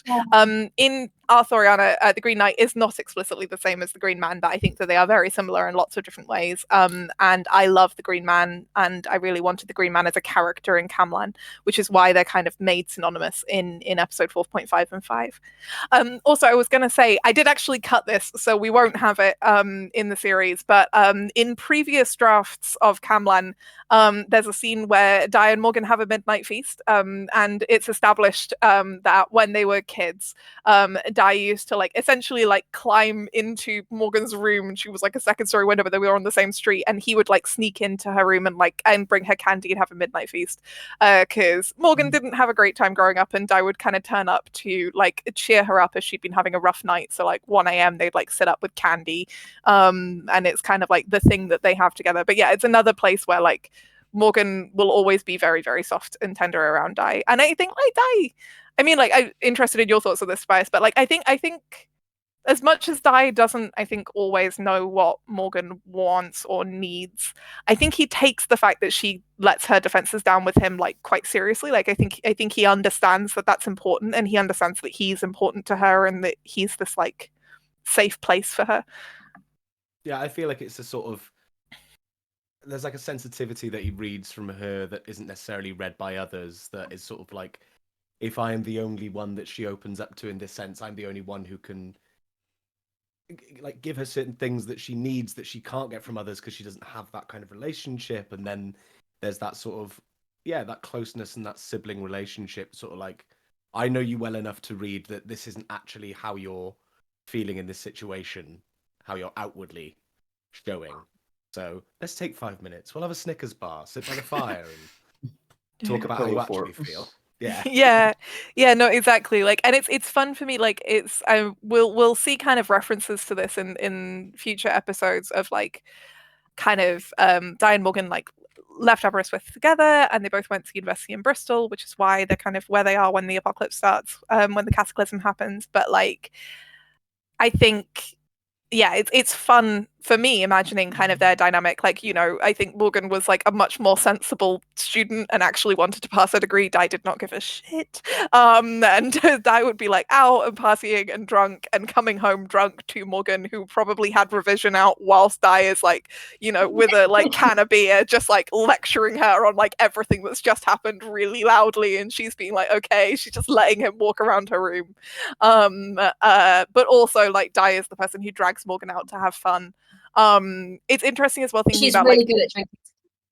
yes, no, I was actually going to reference that. She's really good at drinking tequila. Like, this is the thing. I always imagine Morgan as, you know, that scene in Indiana Jones where the woman drinks the guy under the table. Like, Morgan is that person. Morgan Like, drunk Wayne under the table. yeah, no, she absolutely did. Like, Twitch she, Di's like, like, Morgan. oh, Gwen. yeah, no, I genuinely think Di a little bit, because I love Di so much, but he can be a bit of a little shit, and I think Di fully set going up for that. I think Di was like, yeah, you know, Morgan never goes out, like, go for it, and like knowing that like this would not end well. In actuality, it's like great power comes great responsibility, and he's like, he knows that she doesn't really use her drinking powers, but when she does, yeah, no, exactly. But I also think that like it's interesting because that brings me on to something that I wanted to talk to Angharad and Robin about, because obviously Morgan and Perry don't like Gwen like really at all. I think like Morgan is a little bit less actively hostile sometimes, but like, you know, the whole reason that she drinks Gwen under the table is partly because Di wanted her to, but I think it's also because Morgan doesn't like Gwen, and Morgan was kind of trying to make a point. I was kind of being like, you know, piss off man baby, like, you know, like I can deal with you. I think that there's in a previous draft of the script, I think Morgan had broken Gwen's nose at some point over something. I can't even remember what it was, but like but yeah, like Robin and Angharad talked to me about that, of like Perry and Morgan disliking Gwen. There's a scale, right? Like there's a Gwen scale with each member of the cast right now. And at the moment, obviously, Di's at the top, pissed at him, rightly, but still loves him. And then it's Gwen, purely she just because she's not even met him yet. She's not had the displeasure of getting Gwened yet. And then obviously Morgan, you know, not a fan, but will tolerate him for Di's sake. And then Perry just is not taking any of his shit. Perry's such a bitch about Gwen. Perry's spent time with Gwen, doesn't there? It's an informed opinion. That's true. Like, I mean, yeah, like of all of them, Perry has a knight's name, and Perry like Yeah. Morgan and Di was with the knights, and Perry like spent a while being a knight alongside Gwen, and they made different decisions about how they dealt with that. And yeah, I think Perry definitely resents Gwen the most. I am really curious about what those months were like for Perry and Gwen. Not good. I find it really interesting because I think the way I think of it is like, I think that being a knight, like being in your story with the people who are supposed to be in your story, doing what you're supposed to be doing, which to be fair with Arthur was mostly like scouting the surrounding countryside, dealing with any like monsters or issues, and saving people and bringing them back to Glastonbury. And I think like all of that, like basically you felt high. Like it would have been like literally an emotional, magical high of just like, I'm invincible and I'm a hero and everyone loves me and I'm beautiful and I'm loved and everything is going so well. And so like on the one hand, like there was a real rush to it for both of them. That was like really, really like bewitching and enchanting and like so compelling. But also both of you had kind of a discordant note in that song, which was like, you know, for Perry, it was that like everyone kept gendering them as a man, because everyone had this like very stupid understanding of like the stories and how they worked, and the knights believed that Perry had to be like a man, Sir Peredir, in order to have the powers of Peredir. So like that was always a discordant note for Perry, where like Perry's always just constantly just like, it's a little abrasive like every day, of people calling them like brother and sir and so on. And for Gwaine, like the abrasiveness is that like Di was just one of the commoners, like he's just in the group, and Gwaine did not tell everyone that he knew Di, because he knew that if he did, then like that would compromise his position. And also, meanwhile, Di is causing trouble because Morgan has fully been arrested, because she's a threat, to Arthur and to everyone else. And Arthur can't fully execute someone quite yet because it's too early in the apocalypse for him to risk that without risking like a lot of rioting. And so he just keeps Morgan like essentially imprisoned. But obviously Di is not going to lie down and let that happen. And so Di is constantly trying to break Morgan out, which means that Di is constantly getting in trouble, which means that like this group of like transphobic, homophobic, misogynistic men are constantly catching Di and beating the crap out of him and being like, you know, you can't do that, you can't break the rules like this. And Gwaine is pretending not to know Di and not doing anything about it. And I think that's part of when you're sort of talking about what's Perry's relationship. When you're somebody who's forced by default to come out and to be yourself and to sort of have to confront it, I think it's very frustrating to see someone who isn't, and somebody who's sort of there pretending. And I think that can cause a lot of animosity too. And while that sometimes can also be jealousy, because it's Perry's like, I can't. People look at, they know, they have to know. I have to keep going through being uncomfortable, and it's worth it because that's my actual true self, and this is authentic. And you're not doing that, and I'm annoyed that you're not putting the same effort and work in because you're frightened, and you know you're doing all of this stuff. And I think there's a lot of resentment about that element of queerness between them because it's something that should bond them, and actually they both respond to it so differently. And also because Perry is somebody who really at their heart would do anything for the people they care about. And the idea that Di would be hurt by somebody who's, you know, emotionally, if nothing else. And Perry hates seeing Di in pain because it's just a horrible sensation. And so it's that protective friend and seeing somebody. And I don't think Perry's in the position where they're like, oh, I'd be better for it. I don't think it's that. I think it's just, I can't see you make the same mistakes and be hurt again and again by this person. And then that person is also very, you know, the last part of it. So you asked, I think there's a lot that Perry doesn't like about themselves and projects completely onto Gwaine. And I'm sure as things go on, we see more and more about Perry, but it's easier for Perry to hate Gwaine than to actually have to look internally and to dislike. I mean, we see it with the radio in this episode, don't we? We sort of see blame and how Perry sort of dodges this and goes, this is the fault. Yeah, no, exactly. Like, this is one of the big things that I think is easy to miss. But like, Perry broke the radio and didn't tell Damn Di, right. and also spoke to Kay and still hasn't told Di or Morgan that they've spoken to a knight. Like, when Di in episode 3 is like, but we know the knights aren't coming, everything's fine, Perry doesn't take that chance to be like, I know the knights are coming, I know that Kay is looking for me. Perry doesn't tell him, very, very specifically doesn't tell him. Perry lies to Di, which is like an important detail, which again, like Di, like he says in episode 5, like in this episode, he notices like Di isn't as stupid as people sometimes think he is. He does observe these things.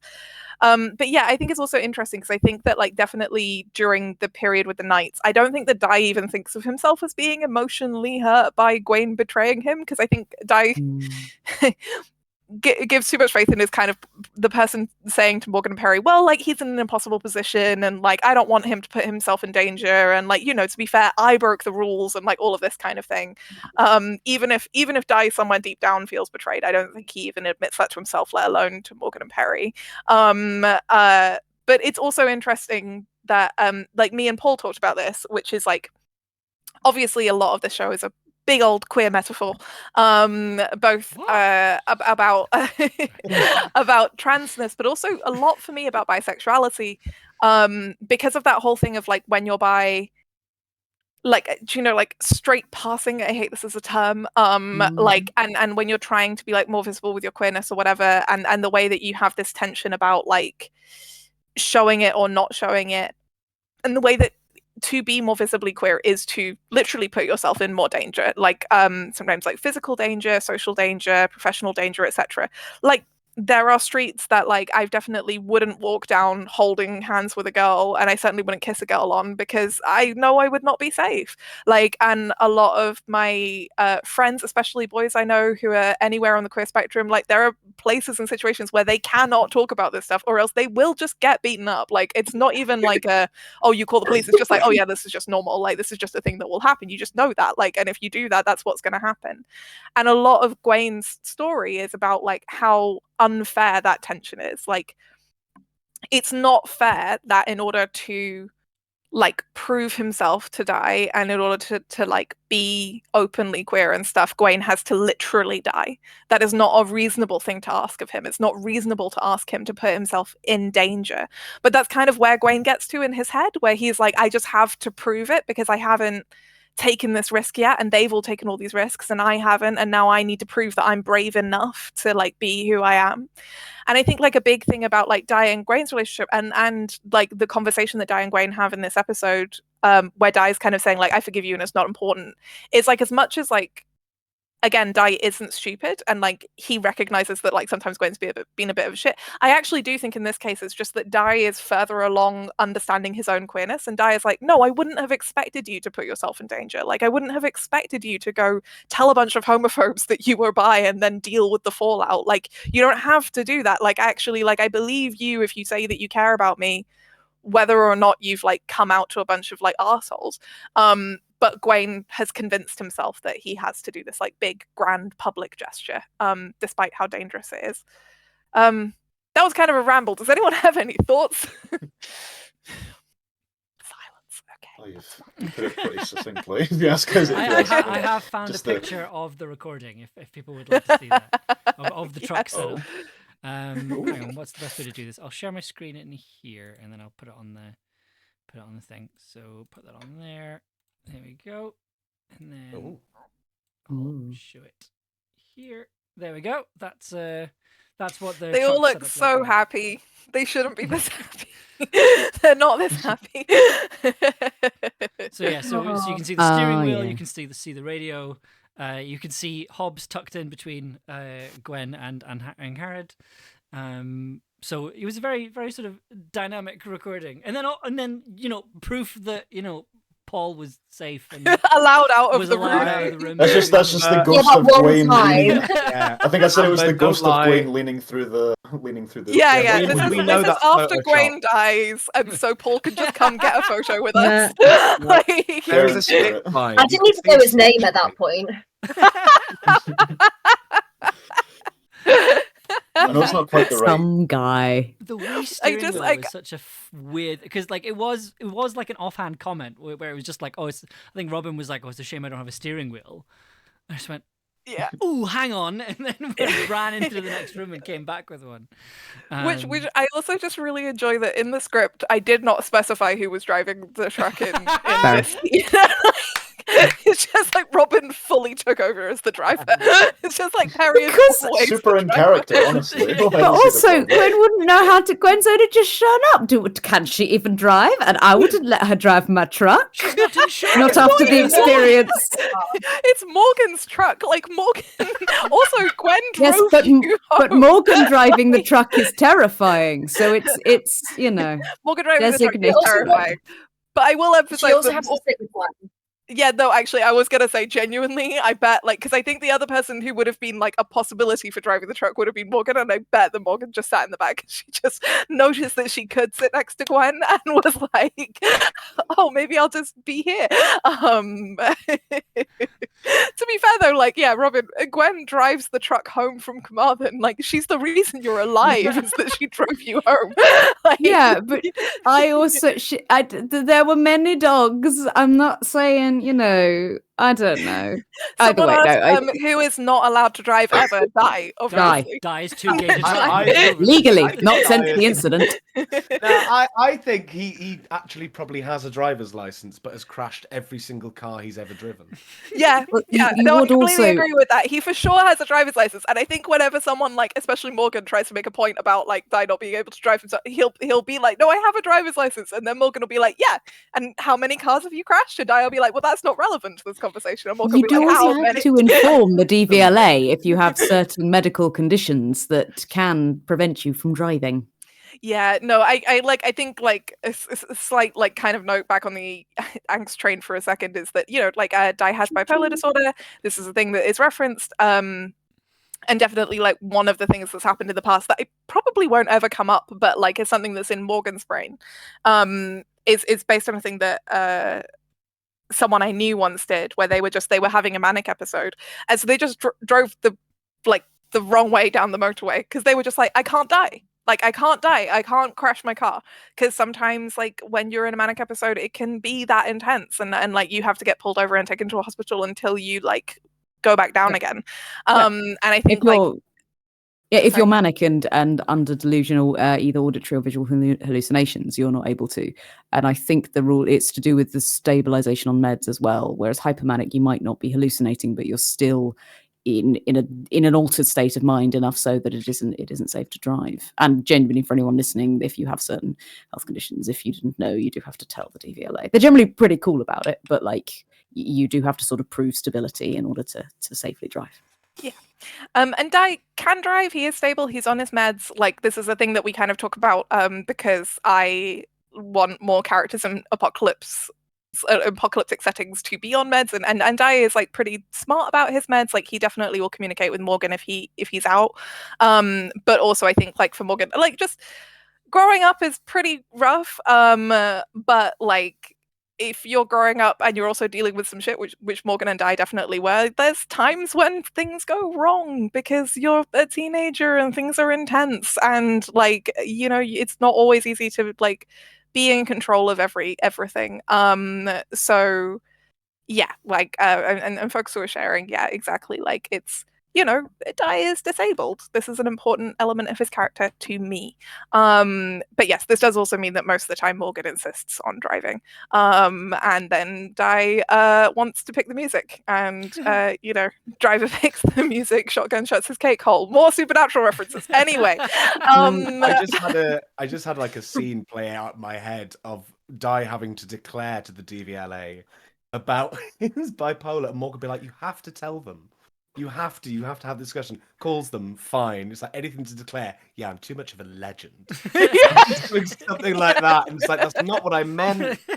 For sure. Absolutely. Every single piece of admin that Di has ever had to do in his life, Morgan has had to be there for if we want it to be done effectively. Like, it doesn't happen if she's not there. Like, not to play into any more of how much of me is in Di already, but I Oh. got into a taxi last week, and instead of being an incredibly normal person, just getting in and going, "Hey, mate, yeah, I want to go to here," I got into the back of the car and went, "Hello," and the driver just turned around and looked at me and went, "Are you okay?" I went, "Yeah, can I go to the train station, please?" See, I was gonna say that's not that bad, but the fact the driver turned around and looked at you, man, I would get out of the taxi. I got into someone's car before thinking it was my friend, and it wasn't. And it was our next door neighbour who had moved in 2 days earlier, and we hadn't met yet. And that's how we met. Me in the backseat of this car. I want to emphasize, Oh, honey. I wrote Camlann before I met Tobias. Like, he's not actually Titan. Yeah. But I will say actually now, like when I think about you know, we as we say at the end of every episode, like we don't know if we'll make more Camlann. We can only do it if we can pay everyone. Thank you very much to people who have donated to the Ko-fi and who have signed up to the Patreon. It is completely wild to me that you have signed up to tip us, and it's very lovely. And like we said, like the money, like as we save it, like will go towards things like merchandise and possibly a live show and possibly more seasons or more material of Camlann. But yeah, like again, like we can't guarantee that, and I don't want to mislead you. Having clarified that, when I think about like writing more Camlann, because now we've had the gang and I've seen them all working for a week, fully all of just their voices are in my head. I'm just like fully just imagining this lot, and it's really nice. I'm like, I really hope we get to write more, because now I just know a bit better how all of you talk, and like kind of how you perform. It's like I really want to write more Morgan now that I know Angharad, like and just yeah, like it's yeah no like I yeah. So Imagine if you write more and you write her really horrible. And you're like, no, I have like one thing that I really want to write where she's just a bit more horny.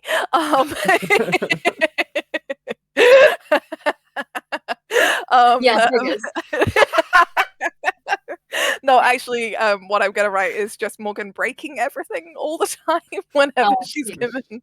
No.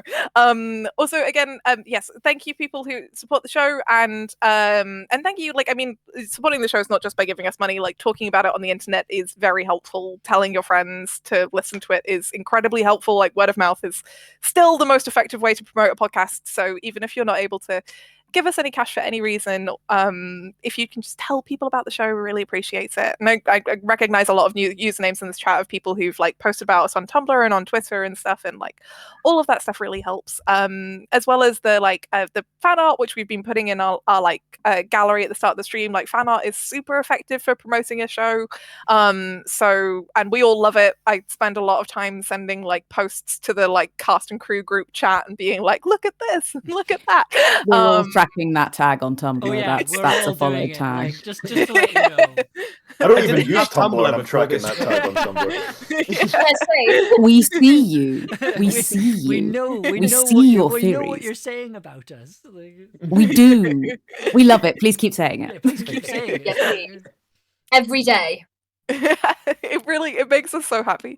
So please let us know if you have any other questions in the chat. Again, like anything about the characters or Arthuriana or recording the podcast or anything.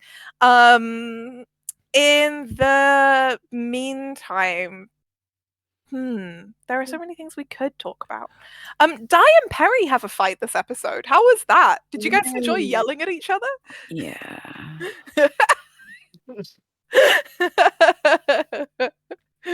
And just a little behind the curtain on the editing. The yelling was loud. This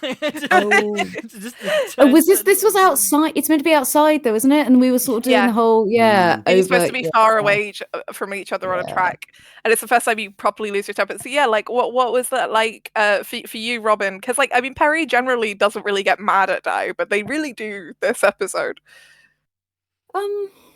Pleasing to not be too nice. Sometimes it's tempting when you're playing a character like this that they just become a little bit saccharine, and so it's nice. And especially since, as we've already talked about, Perry's not in the right here. Like Perry does come round to sort of supporting Di with what's going on, but they're not perfect, and they're angry as much at themselves, and they're angry because they're lying, and they're angry because this is stressful, and they're not perfect. And I think they have a lot wrapped up about being a knight and being perfect. And you hear it in the Lantern Man. It's the I am the smart one, the one who has all the answers and all of this, and so to find out that they don't is hard, but then to actually record it was lovely, because Tobias is a most excellent actor to work with, and is very, I mean, they all are, but it's very nice sort of to, when you're doing an argument like that, it's very playful and very responsive and delightful.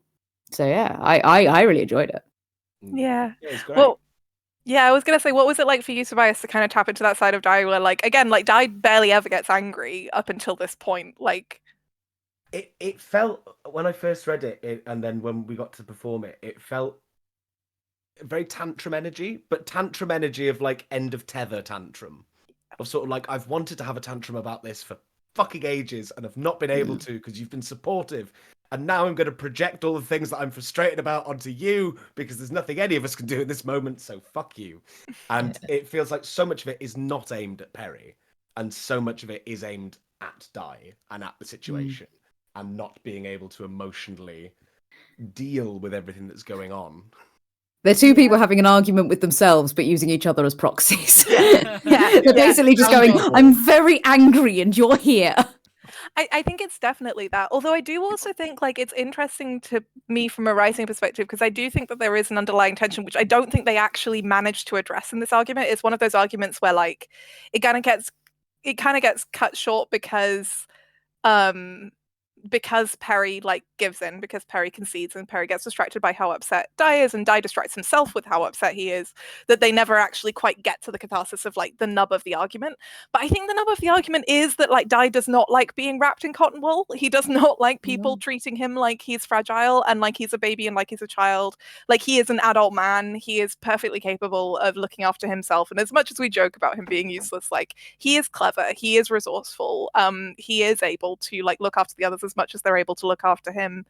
And I think that, like, a little bit Perry hasn't quite got their head around that, because they think of themselves as a knight, because they want to look after everyone, and because they just don't know Di that well. Like, they've only known Di and Morgan for 9 months, and so, it's like, even it's kind of alluded to in episode 1 where, like, Perry asks if Di has run out of meds, and Morgan says he'll tell them, because I think, like, that's a thing where, like, Perry is still getting used to the idea of living with someone who has a condition that needs medication, whereas, like, Morgan grew up with Di before he got a diagnosis and after, so Morgan doesn't think of Di as, like, a man with bipolar disorder.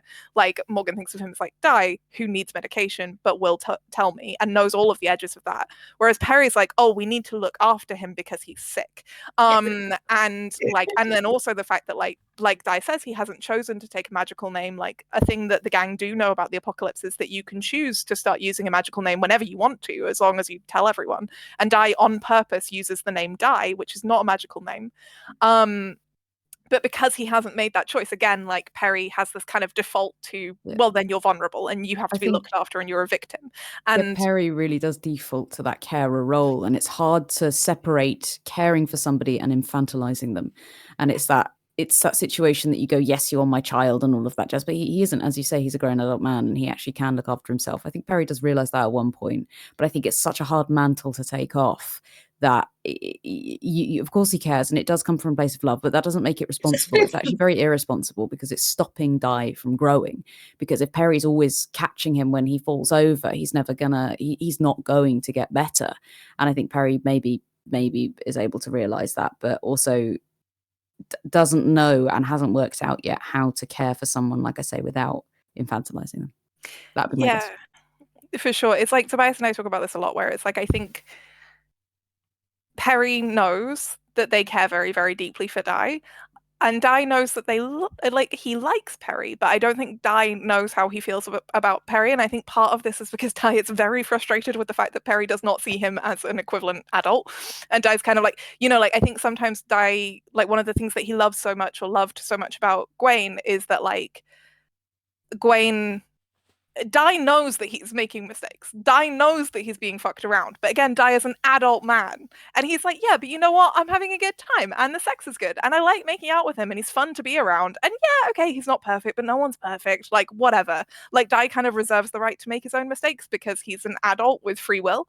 And then kind of everyone around him is always like, but don't you know this is stupid? And Dai's like, yes, I know. I'm doing this on purpose. Like, yeah, I don't know. Tobias, do you have any thoughts about it? Yeah, I think he is far more aware than he gives off about everything, and is more centered in things than he comes across.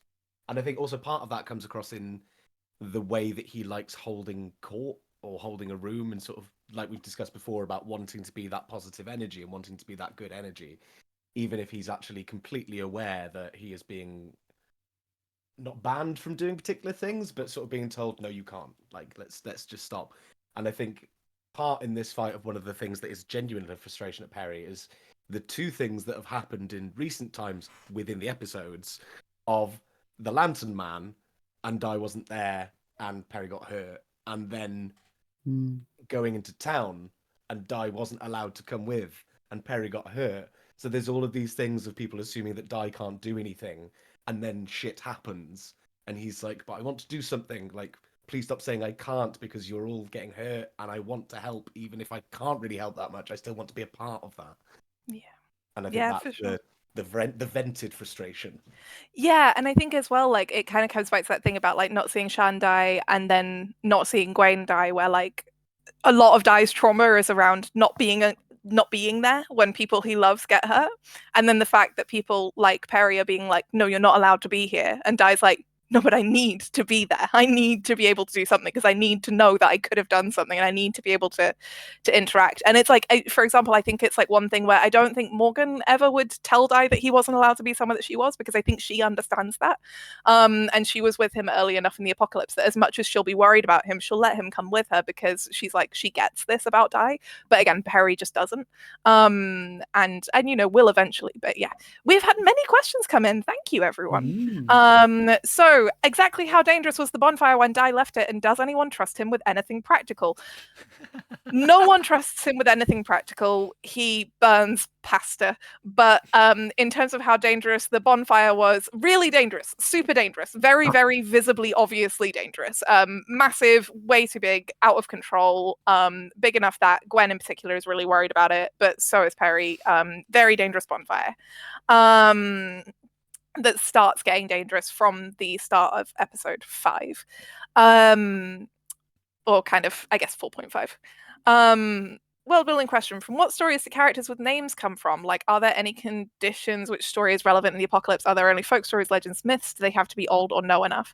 So the rule of thumb that I go with, and I will emphasize that, like, our characters within the show, they don't know. Like, a big thing about Camlann is that, like, Morgan, Perry, Dai, Gwen, like, they don't know how this works. Again, partly because of the way that stories can contradict themselves, but the way I approach it as a writer, if we're talking about world building questions, is that has to be a story that was spoken first. So it can't be a story that was created when it was first written down, and it has to be a story that has a community. So it couldn't be Alice in Wonderland, but it could be Beowulf, because it's the idea of like a story plus a community. So there has to be a group of people who believe in it, and a group of people who've contributed to versions of it over the years.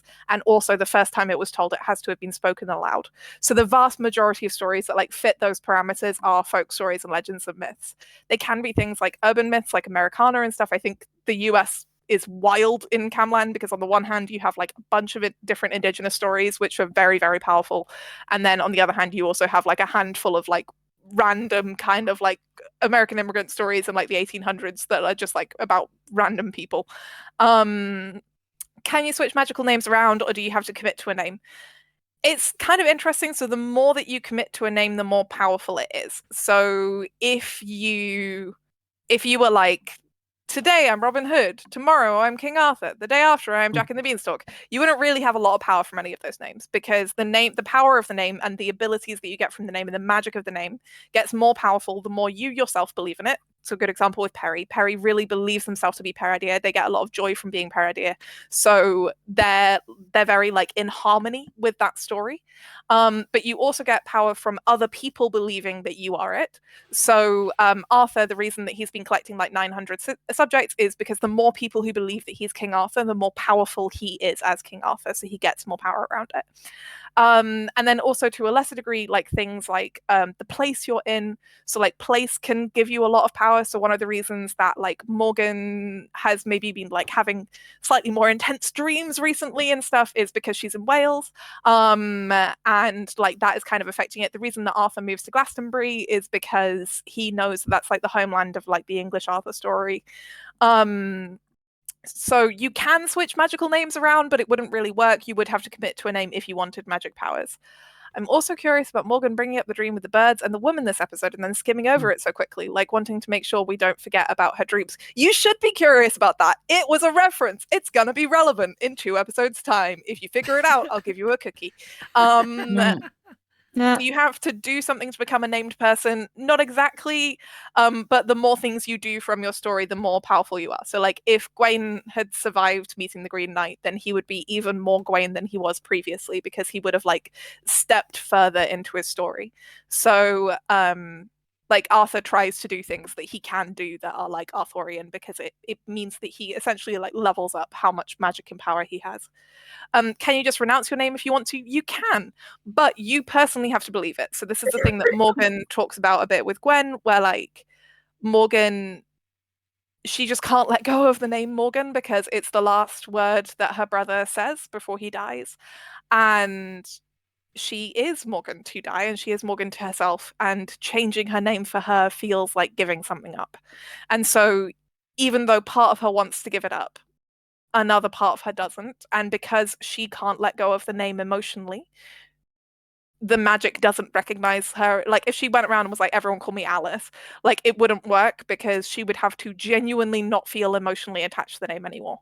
In the same way, if someone's going around and saying, hey, call me Bob, but their actual name is, I don't know, Robin, like Robin Hood, then if they really believed themselves to be Robin and like people they loved called them Robin and that was really their identity, then they would still get Robin Hood powers, essentially.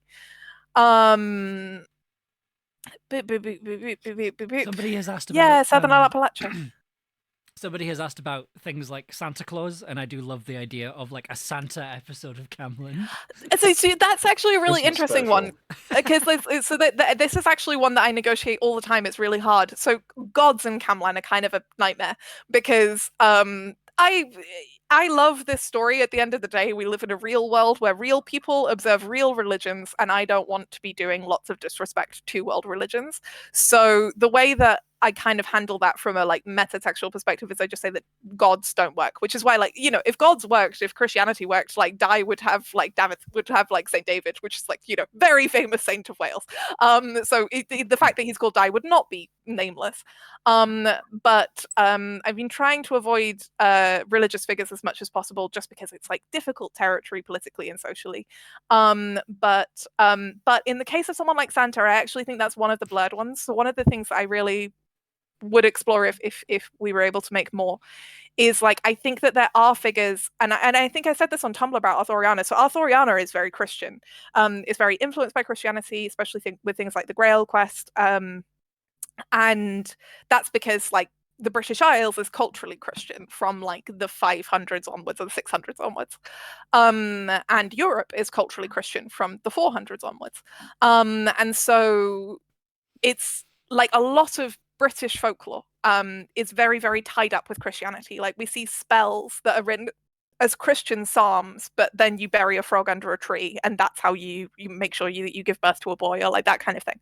But then you say a bit from the Bible, and so it's not as cut and dry as like Christian things or not Christian things, because that's just not the reality of history. Like we don't actually have like loads of textual evidence of like pre-Christian stuff. Like the Mabinogi, Beowulf, they are both like enshrined in surrounded by Christian references and Christianity.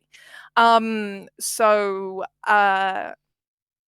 in the way that I work with it again from like a world building and writing perspective is that like it works if your story is not completely dependent on on religion or on God. So if you also became kind of a folk figure, so I would say Santa actually you can do, because Santa has become such a folk phenomenon that like it's like most people think of Santa rather than Saint Nicholas. But like Coca-Cola comes as just Santa. remake episode 3, except with Lantern Man, have it be Santa Claus and just I'm guessing.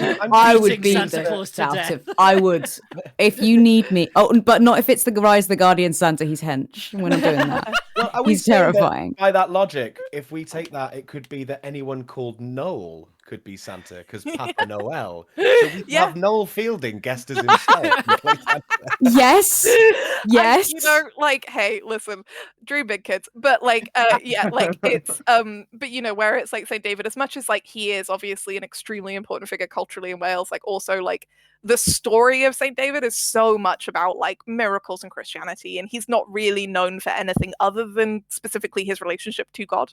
And so like I wouldn't say and I apologize if people feel I'm wrong. Again, it's like a thing of like trying to walk the line of just I don't want to tell stories about like real religious figures, especially because I wouldn't want to write a story that said the Christian God is real and no other gods are real. But because I live in a culturally Christian country, most of our stories are informed by Christianity. And so it'd be really hard for me to find a lot of medieval British stories that were non-Christian. But at the same time, like, you know, I think that like if gods were real in the world of Camlann, then like all of the gods would be real, all of the Hindu gods would be real. There would be like both the Muslim version of God and the Christian version of God and the many, many Jewish versions of God. And like it would just get really, really complicated really fast. So generally speaking, avoiding religion, but in cases of like folk figures, it's more of a blurred line. I've just realised, sorry, with the Christmas thing, if we went off of the Welsh name, I've just realised how many Santas there would be in Wales. Because it's Sean Pond. So anyone with the name Sean, S-I-O-N, would be Santa. And there's a lot of Sean. Just have like have the Knights of the Round Table, and then you've got like this army of Santas. I don't know if this is the right time to bring it up, but I do teach a child whose surname is Christmas. Like it's more that these people exist. They walk among us. I have to say like what and it's really sad, but it's part of the world building is like the story, the version of the story that you're using is more powerful the more people know it. And like the number of people who know the Welsh name for Santa versus the number of people who just call him Santa means very sadly in my mind it's fine. In my mind it's just one guy called Sean who is sneaking into there is people's houses in the one guy called apocalypse. Sean. Can I ask the cast? This is just the film. This is just the film The Santa Claus with Woody Allen. That's all just slowly becoming Santa. I do have a question. If all of us had to pick a name, what would your name be if you were in if you were in this world? Santa. Because I mean, I may be Amber, and I may be in. I'm not sure if anyone else here has already chosen their name, but Robin isn't my given. It is my name, but it's not my government name. I think I'd be okay with Robin though, because I think I'd be okay with having the powers of a magic fairy trickster. I would then ask my wife to take the name Titania because I don't want to meet an Oberon and be stuck for the rest of my life. Yeah, no, and I mean that's a big thing about like relationships. I was also gonna say like Greece is like messed up at the moment, and the same with like Italy because of the gods thing, because because so many of the myths depend on gods, like, but the gods themselves have not become real, at least not in any way that people can tell. So it's like all of the myths are like a little bit out of balance, where like people have like stories and story names, but then their story depends on a god showing up, and then the god doesn't show up, and it's like, well, now what do I do? Oh, that's such a good question. What names would you take? I'm just obviously Saint Paul, but obviously religion doesn't count. I'm just thinking. I'm trying to remember what Tam O'Shanter's deal was. Didn't he just go to a pub and ride off on a horse into the night? Happily drunk into the wood. Didn't he just do that? Yeah. It's a horse with no tail. Yeah. He was just a drunk. Hello, am I right in thinking? Oh, sorry. Yes, babe. I was gonna say, am I right in thinking that there's an Angharad figure in Arthuriana who is sometimes Guinevere's sister? You might be, but oh yeah, Angharad Golden Hand. Yes. Yeah. She appears in the Tale of Paradir. Yeah. Sorry, I don't know why I've claimed Perry. In fact, apparently the tale relates how the eponymous hero, having fallen in love with Angharad, vows not to speak to any Christian man until she declares her love in return. This earns Paradir the title the Mute Knight, which is like a hell of a rejection. You're gonna I'm not gonna talk until this person says they love me, and then everyone's like, oh yeah, that's the guy who never talks. Anyway, I hate it when that happens. It's so annoying. Yeah, classic. I'm thinking maybe I'm gonna go. I am a bit tempted by Caradwen. Yeah. I'm not familiar with that one. Because I want magic. She's a witch. She kind of has a bad time, but also I feel like I could fix her. Oh, I'm sorry. That's the queerest thing we've said all night. She's a witch, bad time, but I could fix her. Ella, never. I just think that monstrous women are hot. Well, you're right. Anyone who's ever consumed my writing would know. but it's very much the whole kind of yes, she's evil and has committed war crimes, but have you considered that she has big brown eyes? And no, well, exactly. If a woman has freckles, then she can do war crimes. Have we? Could you be Camille, the vampire lady? Carmilla. Carmilla, could you be Camilla? Oh my god! No, you're so right. I want to be Carmilla. I'm Carmilla. Carmilla. Carmilla is. I'm absolutely Carmilla. Carmilla is the name that I pick. Carmilla. In that case, I want to be Medea. Yes, no, I was actually wondering if you were going to be Medea. No. I mean, on the one hand, again, has a terrible time, but as long as you know she has a terrible time, maybe you can kind of just stick with the god stuff and not do the Jason stuff. We'll see how I feel. I think I'd go with Norse mythology, and I would be the Old Norse equivalent of Loki, because it fits into pansexuality, where he just polymorphs into different animals. So... He does, but also, what I will emphasize for you is that, you have queer shapeshifters in Welshshire, and Loki's life is not good.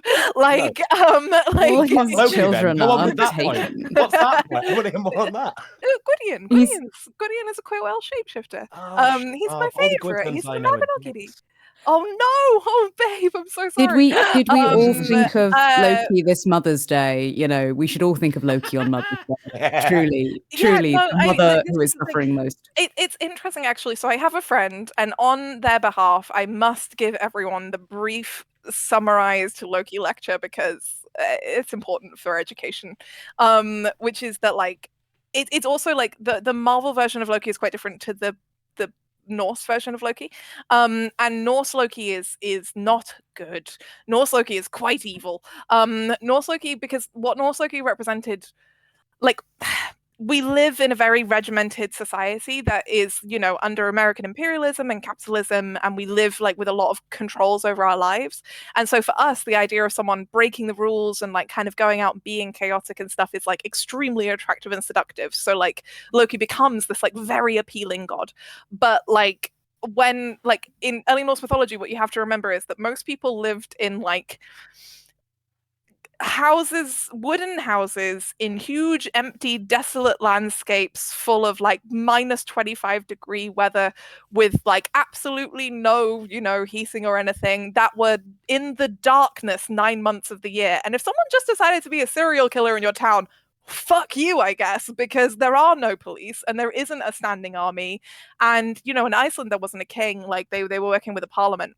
And so, the entire society of someone not turning up to your house and just killing everyone and setting fire to your stuff was built on the premise that everyone accords by this promise that you've made to each other that you're not gonna go nuts and that you are going to respect the rules of society. And what Loki represented was the fear of someone not doing that.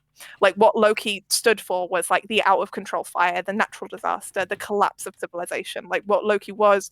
And it's why Loki is very vicious in Norse mythology and very cruel, and he kills people and he tricks people and he poisons people and he kills children, and he kind of on purpose like kind of breaks apart families, and like brings around Ragnarok, brings around like the end of the world on purpose. He wants to kill everything because like that's like what he's not fire in the way of like Dire's fire in Camlann, and Dire's fire is like warmth and light and stories and creativity and freedom, but Loki's fire is in the thing that burns you alive.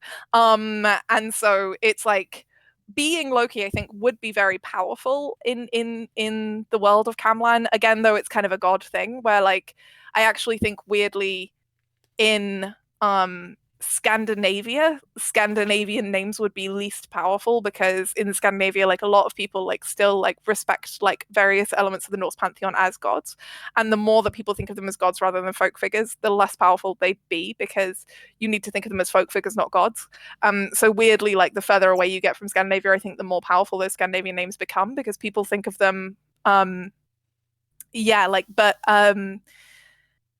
but yeah, like I think if you were Loki, you would have to be very cruel.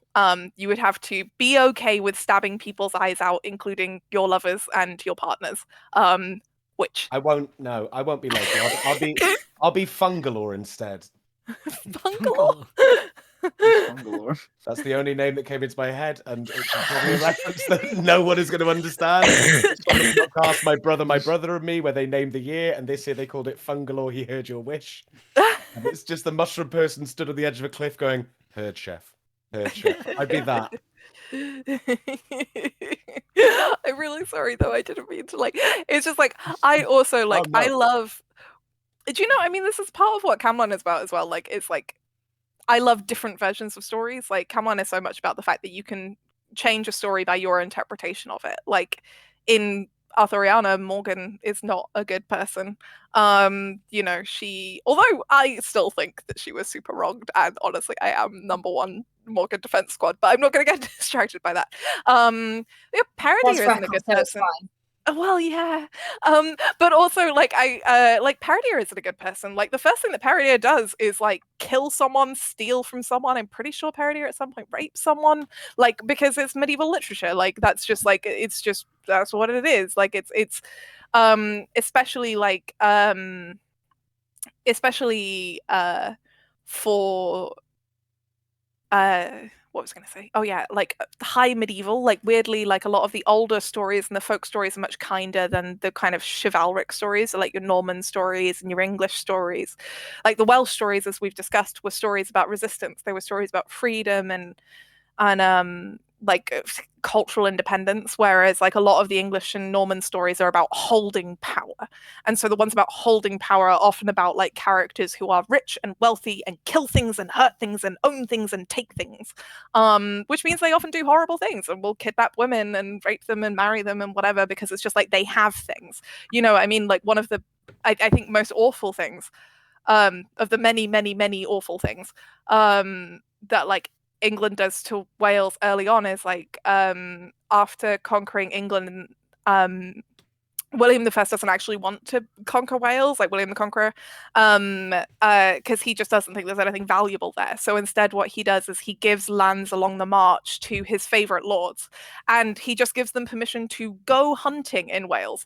And so what they do for the first couple decades after 1066 is they will just go on like a hunt, like a fox hunt, only they'll go into a Welsh village and just kill everyone and like rape people and steal stuff and then come back, and they basically consider Wales to be their hunting ground, their park that they own, that they can go into. And like this is obviously one of many reasons that the Welsh princes like start fighting back, and then you get like 200 years of resistance. But yeah, like bearing that in mind, a lot of high medieval Arthuriana, so all of the French stuff, like things like Mallory, is informed by that cultural context. So that's why the knights act the way they do. That's why they just turn up somewhere and take stuff, because that's what's happening. So yeah, I'm gonna shut up. Just had a thought, if you wanted like the silly version of all these knights and Arthuriana and everything, if you lived in Spain and your name was Alonso or Sancho, you could just do Don Quixote. I was gonna say Don Quixote. Silly knight adventures. I mean, it'd be fantastic, but you'd get beaten up pretty badly a lot. in a slapstick Looney Tunes kind of way, you know? Yeah, well, It's not so bad. like if the thing is, I read Don Quixote a couple of years ago, and I was really excited for it, being like, oh, I've heard the story of this, is great. But then basically at the end of every story, no matter what happens, Don Quixote and Sancho Panza have the shit kicked out of them, like graphically, like properly horribly beaten, to the fact that they can't do anything for 5 days or so because they're so horribly mangled. And this happens in every story, every time. They just end up with like getting the shit kicked out of them. Like, I'm just like, this is horrible. It's very funny, but it's like I've not read it, so that part I didn't know. I just thought it was fun adventures, fun silly adventures. But I love a bit of stuff. Like I was actually thinking that like if you named yourself Gilgamesh, you'd want to really make sure that you were not a man who liked men, because oh boy, that would end badly. Because it just the love of your life would die, and then you would mourn them. Because like it's the Epic of Gilgamesh, oldest story in the world. But Gilgamesh loves Enkidu, and then Enkidu dies, and it's like it just ruins him. What if you do something crazy, become well known as yourself in the Camlann universe? Wouldn't work unless we're talking like centuries after the cataclysm. Like time is another big thing with stories. Like you need to have enough time for the story to reach enough people. Also, in the Camlann universe, like post-cataclysm, there's no internet or phones. So reaching enough people to tell them about your story that it would become powerful enough to become an established story that is equivalent to, for example, like King Arthur, just take a lot of time. Also, 95% of the world's population is dead. So there aren't even that many people to tell. So you would have to like coordinate like international communication. Like it's decades at least that I don't think it would work. Again, also it's someone said something about Tolkien. It's again that thing of like stories that have multiple different contributors, like story plus community. So it's not, the problem with Tolkien is that like Tolkien and his son like are really the authors of that story. They don't really take on board other interpretations within the text. So like the understood story is not a collaborative effort. Whereas like, for example, Norse mythology or Greek mythology or Arthuriana are collaborative efforts. Even Robin Hood or like Puck or like Jack and the Beanstalk. So with like doing something crazy and trying to make your name for yourself, you'd have to have multiple different people from multiple different places making their own versions of the story of what you did, and also enough people knowing all of those. So yeah, it would just be difficult. Maybe it could work, but it would be pretty difficult. So the power of a story doesn't scale with the amount of people currently alive on the earth who know about it. It's more about like the volume. Yeah, exactly. It is about the volume, and that's one of the things that, like, from Arthur's perspective, the apocalypse is an arms race. Like, from Arthur and the Knights' perspective, the apocalypse is like there is a limited number of people, and we need them, because right now what Arthur is doing is he's basically overpowering people's stories. So he'll have met like Robins, who will have had their own like group of like merry men essentially, and Arthur has overpowered them because more people believe that he is King Arthur than believe that X person is Robin Hood, and so he can just like basically kind of erase or like overpower their story. Like Diane, Perry, and Morgan were like, fuck this noise, and just left and have gone out to a cottage. But like also, like, as Kay points out to Perry, what that means is that they've all weakened their stories massively, because there isn't anyone who really believes that they are like, or at least like Morgan and Perry are who they're named after. Of course, that's not really a problem for Morgan because she doesn't want to be her story. But for Perry, it means that they are like, right now, if Gawain fought Perry or Arthur fought Perry, they would easily win because they just like, Perry just doesn't have as much like backing. But then on the other hand, you also have the thing of like the homeland of your story. So Perry is at least in Wales, and obviously Peredur is like a Welsh knight. And so Perry is more powerful in Wales than they were in England. And Gawain would be more powerful in England and most powerful on Orkney, and like so on and so forth. I think wherever they fought right now, Perry would definitely win because he's already missing a head.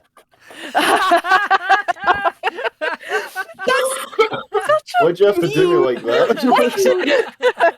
You're just like, okay, Gawain's dead already. Fine. I was saying, like, Jesus Christ. Wait to kick me while I'm down. Literally.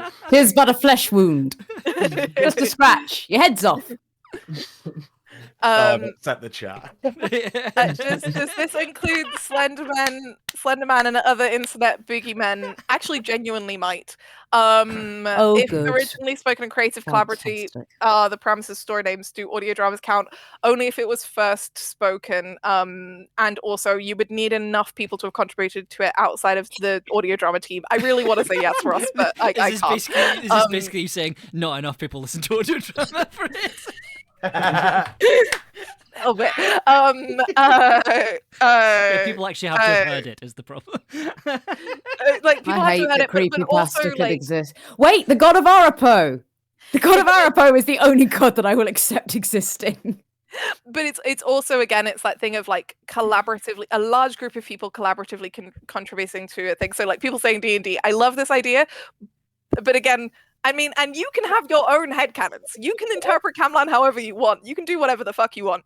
If you want to know my opinion as a writer and what will be in the show, like, you need more people than like your average D&D party. Like when I'm saying collaborative contributions, I'm talking like tens to hundreds of people, like not like 1 to 6. Like 1 to 6 people isn't enough. Your D&D party won't be enough people. And then in cases of like shows that have really big followings like Critical Role and Dimension 20, we the audience aren't contributing to those. Like, so we aren't contributing to the storytelling, and so again it doesn't quite work. That's why I'm saying Tumblr cryptids, which are yeah. you created by multiple people. The god of Arapo is Are my we example. There are saying others. that That random woman I who was turns just about to say into a Goncharov is a key. real thing in Yeah, Goncharov is a real thing in this. Fantastic. I'm just thinking of the entire SCP wiki now. Yeah, Thinking no, again, like I think that's a place where it could work. No, Ross, you're wonderful and we love you. I think I think this is a conversation that we could go on with Yes. all night. I'm just very aware it is 10:15. See, and this is shit, why. sorry. Oh, yeah. Anyway, it's No, great. on The you- play- on I you love say. the story. I love the world. Yeah, I've already said it several times. I love just speculating about shit like this all day. So yeah, We're all invested. can you tell? Are we being obvious enough? 'Cause- It's so nice because this used to just be in my head, and now there's like this group of people, and they're wonderful, and they know about it, and they care about it. Look at them; they're so great and talented. Especially Paul, who did a great job dying this episode. I'll miss you, Well, we Paul. couldn't keep him in the room with us all the time. We get too attached when he had to die. So like, we'll bond with anything, and you couldn't have us pack bonding because then it would be weren't allowed me. to use his name or anything like that. Like, or a man. every time, No, every if you time- name him, you'll get attached. Yeah. We'll get attached, and then it'll be harder for us when we have to kill him. Every time I drop a pizza from the oven, Paul, I'll think of you. Oh, That's perfect. You know- because pizza is my favorite food, as it happens. So if I'm going to be remembered by food, I'll take that. I Okay. just can't get it. Sorry, Amber. Yeah. Paul, where end of can stream. people find you? Where can people find more of you? Locked in Amber's cupboard. So, no, okay, can we... Again, just want to stress, wasn't a cupboard. It was a room. It was an office room. We didn't lock Paul. It's not It's that an bad. enclosure. We don't... As far as last acts go, far from the worst. Locked in a cupboard, drowning in pizza. Locked you in But the yes, pizza cupboard. Oh. as Tobey Maguire famously said in Spider-Man 2. Pizza time. Yes, at Never Not Ninja, blah, blah, blah. At Never Not Ninjas on Twitter. That's basically the only one that matters. I'm in games. I'm in Viewfinder. Got nominated for a few BAFTAs, Oh, wow. which is really Amazing. cool. Congratulations. So if you want to play the BAFTA nominated Viewfinder, that is on Steam. Island Song. I was in Observable Radio audio drama recently. Other things to come that I can't talk about yet, but very much looking forward to them. Amazing. All right, we'll just kind of go around the rectangles as I have them here. Robin, where can people find you? Robin Holdaway at most socials. I do a lot of TikTok stuff. I do my kind of binder reviews and queer content. I'm also, for some reason, still on Twitter. I need to learn when not to engage with the trolls. Otherwise, where can you find me? I read audiobooks. If you Google my name, you may find them. I do also do other things occasionally, although less so now. Oh, and I teach. I never say this, but I do teach. I teach drama and I teach acting in general around the Cambridge area. Fantastic. Next up, Tobias. It'll go in the chat because I can never remember what my Twitter and Instagram is. But you can find me on those. It has just I'm come knocking up. about. Yeah. I think I can talk about this now. Probably. I'm in a game that's coming out next month called Euden Chronicle, 100 Heroes from 505 Games, which is a JRPG in which I play one of the 100 heroes. There's a lot of people in this game. It's really cool. Check it out. It looks great. And is a rare game where they released the trailer and actually named the actors who are playing the leads in the trailer underneath the names of the characters, which I think is fucking lovely. Wow. Because it's very rarely done. And they're not like phenomenally established A-list actors. They are just the actors in these games, and it's just really nice. And I'm working on a couple of other games at the moment that I can't talk about,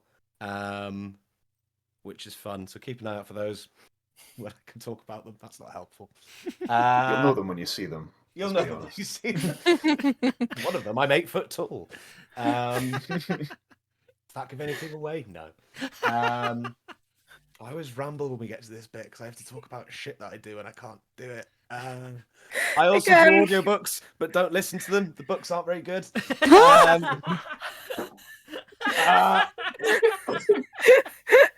I feel like we should stop you now. Stop it! I'm doing some work. If you want me to do more, hire me. I don't know. Love you all. Bye.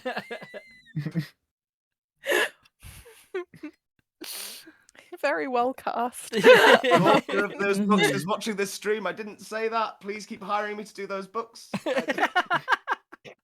Yeah, that's why we're stopping you, love. You can find me at GJ Watts on all socials. I'm head of production at Six to Start, which makes an app called ZRX. It's a free app you can download. It's got a zombie apocalypse audio drama called Zombies Run, and a bunch of Marvel audio dramas that we've made in partnership with Marvel Comics. So there's an X-Men series, a Daredevil series, which is currently releasing, Hulk series, which is currently releasing, plus like Doctor Strange, Scarlet Witch, Thor and Loki, Couch 5K Trainer.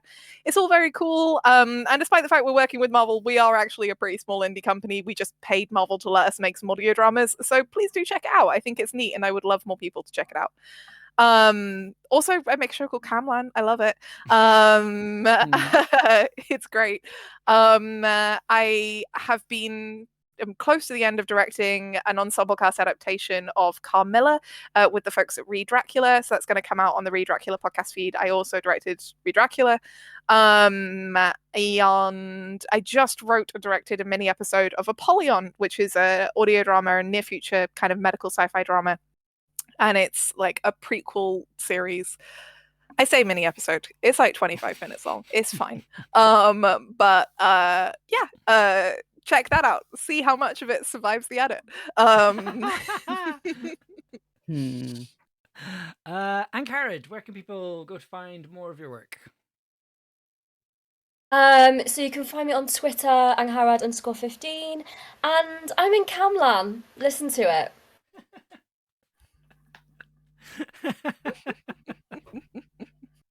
Fantastic. I don't have anything to plug. I don't think at the moment because I'm just doing this. I was gonna say, really?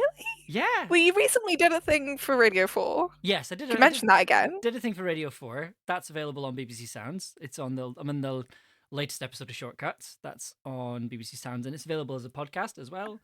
I did some sound design on the new series of Victoriosity, which is currently being released. Yes, I did a couple of little bits of sound design on there. And other than that, I'm going to be here on Wednesday talking more about Camlann. I'm going to be going behind the music of episode 5, which is I'm really, really happy with the music of episode with this episode that we just listened to. Our wonderful violin player / additional music director Alessa Catterall did quite a lot of work on this episode in particular with the music, and I changed a couple of things and added in a couple of things, and it really, really made the music stand out in this episode. So I'm really proud of it. I'm really looking forward to talking about it. And then week after that, I'm going to be taking apart the project file, talking about the edit of the show, and kind of going behind the scenes and showing how we made stuff, how it got made. Same thing that we've always been doing. yeah, that... I'm excited for that actually, because I remember like we had a lot of conversation about how to make the last scene work and like the snow work, and we ended up putting like the sound of an avalanche in there just to make it sound snowier for the chapel. And like me and Amber just basically got on a call and were like talking about like what sounds had to be there, because I kept being like, Amber, the sounds that you've chosen aren't mountain animals, they need to be different kinds of birds. So we there was a sound that we used, and it was like it was a bald eagle and some other bird as well. I can't remember the name of. It's like, oh, this might work because they're like mountain birds. Put them in, and so most people don't know this. The sound when I say a bald eagle, right? The sound you think of is not a bald eagle. It's propaganda basically. American eagles sound like ducks. Sorry, bald eagles sound like ducks rather. So we were listening for real. They fully like whack, yeah. like the quacking animals. So we were listening to this scene. So the other mountain bird was like this kind of like far away sound, but for the rest of the scene, it just sounded like there was a duck in the room. Like, which was really rough because like, you know, Paul's like dying or like Gwen's like dying, and there's just occasionally whack. I love you, die, like it's a whack. Hey, Gwen, don't forget to duck.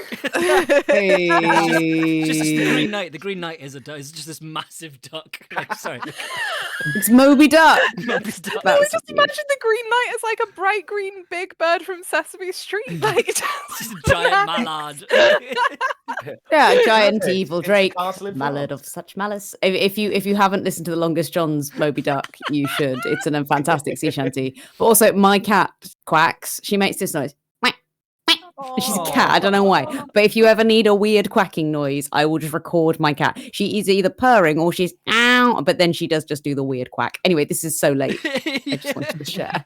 we haven't even. But no, we did. Whose We plugs did. have we not? Amber's plugs. And Yes. Amber was saying that they were doing that. Yeah, okay, fine. Yeah, I no, thought we'd we're all missed good. someone. I think it is time we finish the stream. We're all falling apart in front of your very eyes. Thank you so much for being here. Thank you so much for listening to the show. We'll be back with the next episode. We're doing a list along for the next episode. And yeah, I hope you enjoy the rest of your week. I hope you have a fantastic time, and we will hopefully catch you soon. Good night. Bye.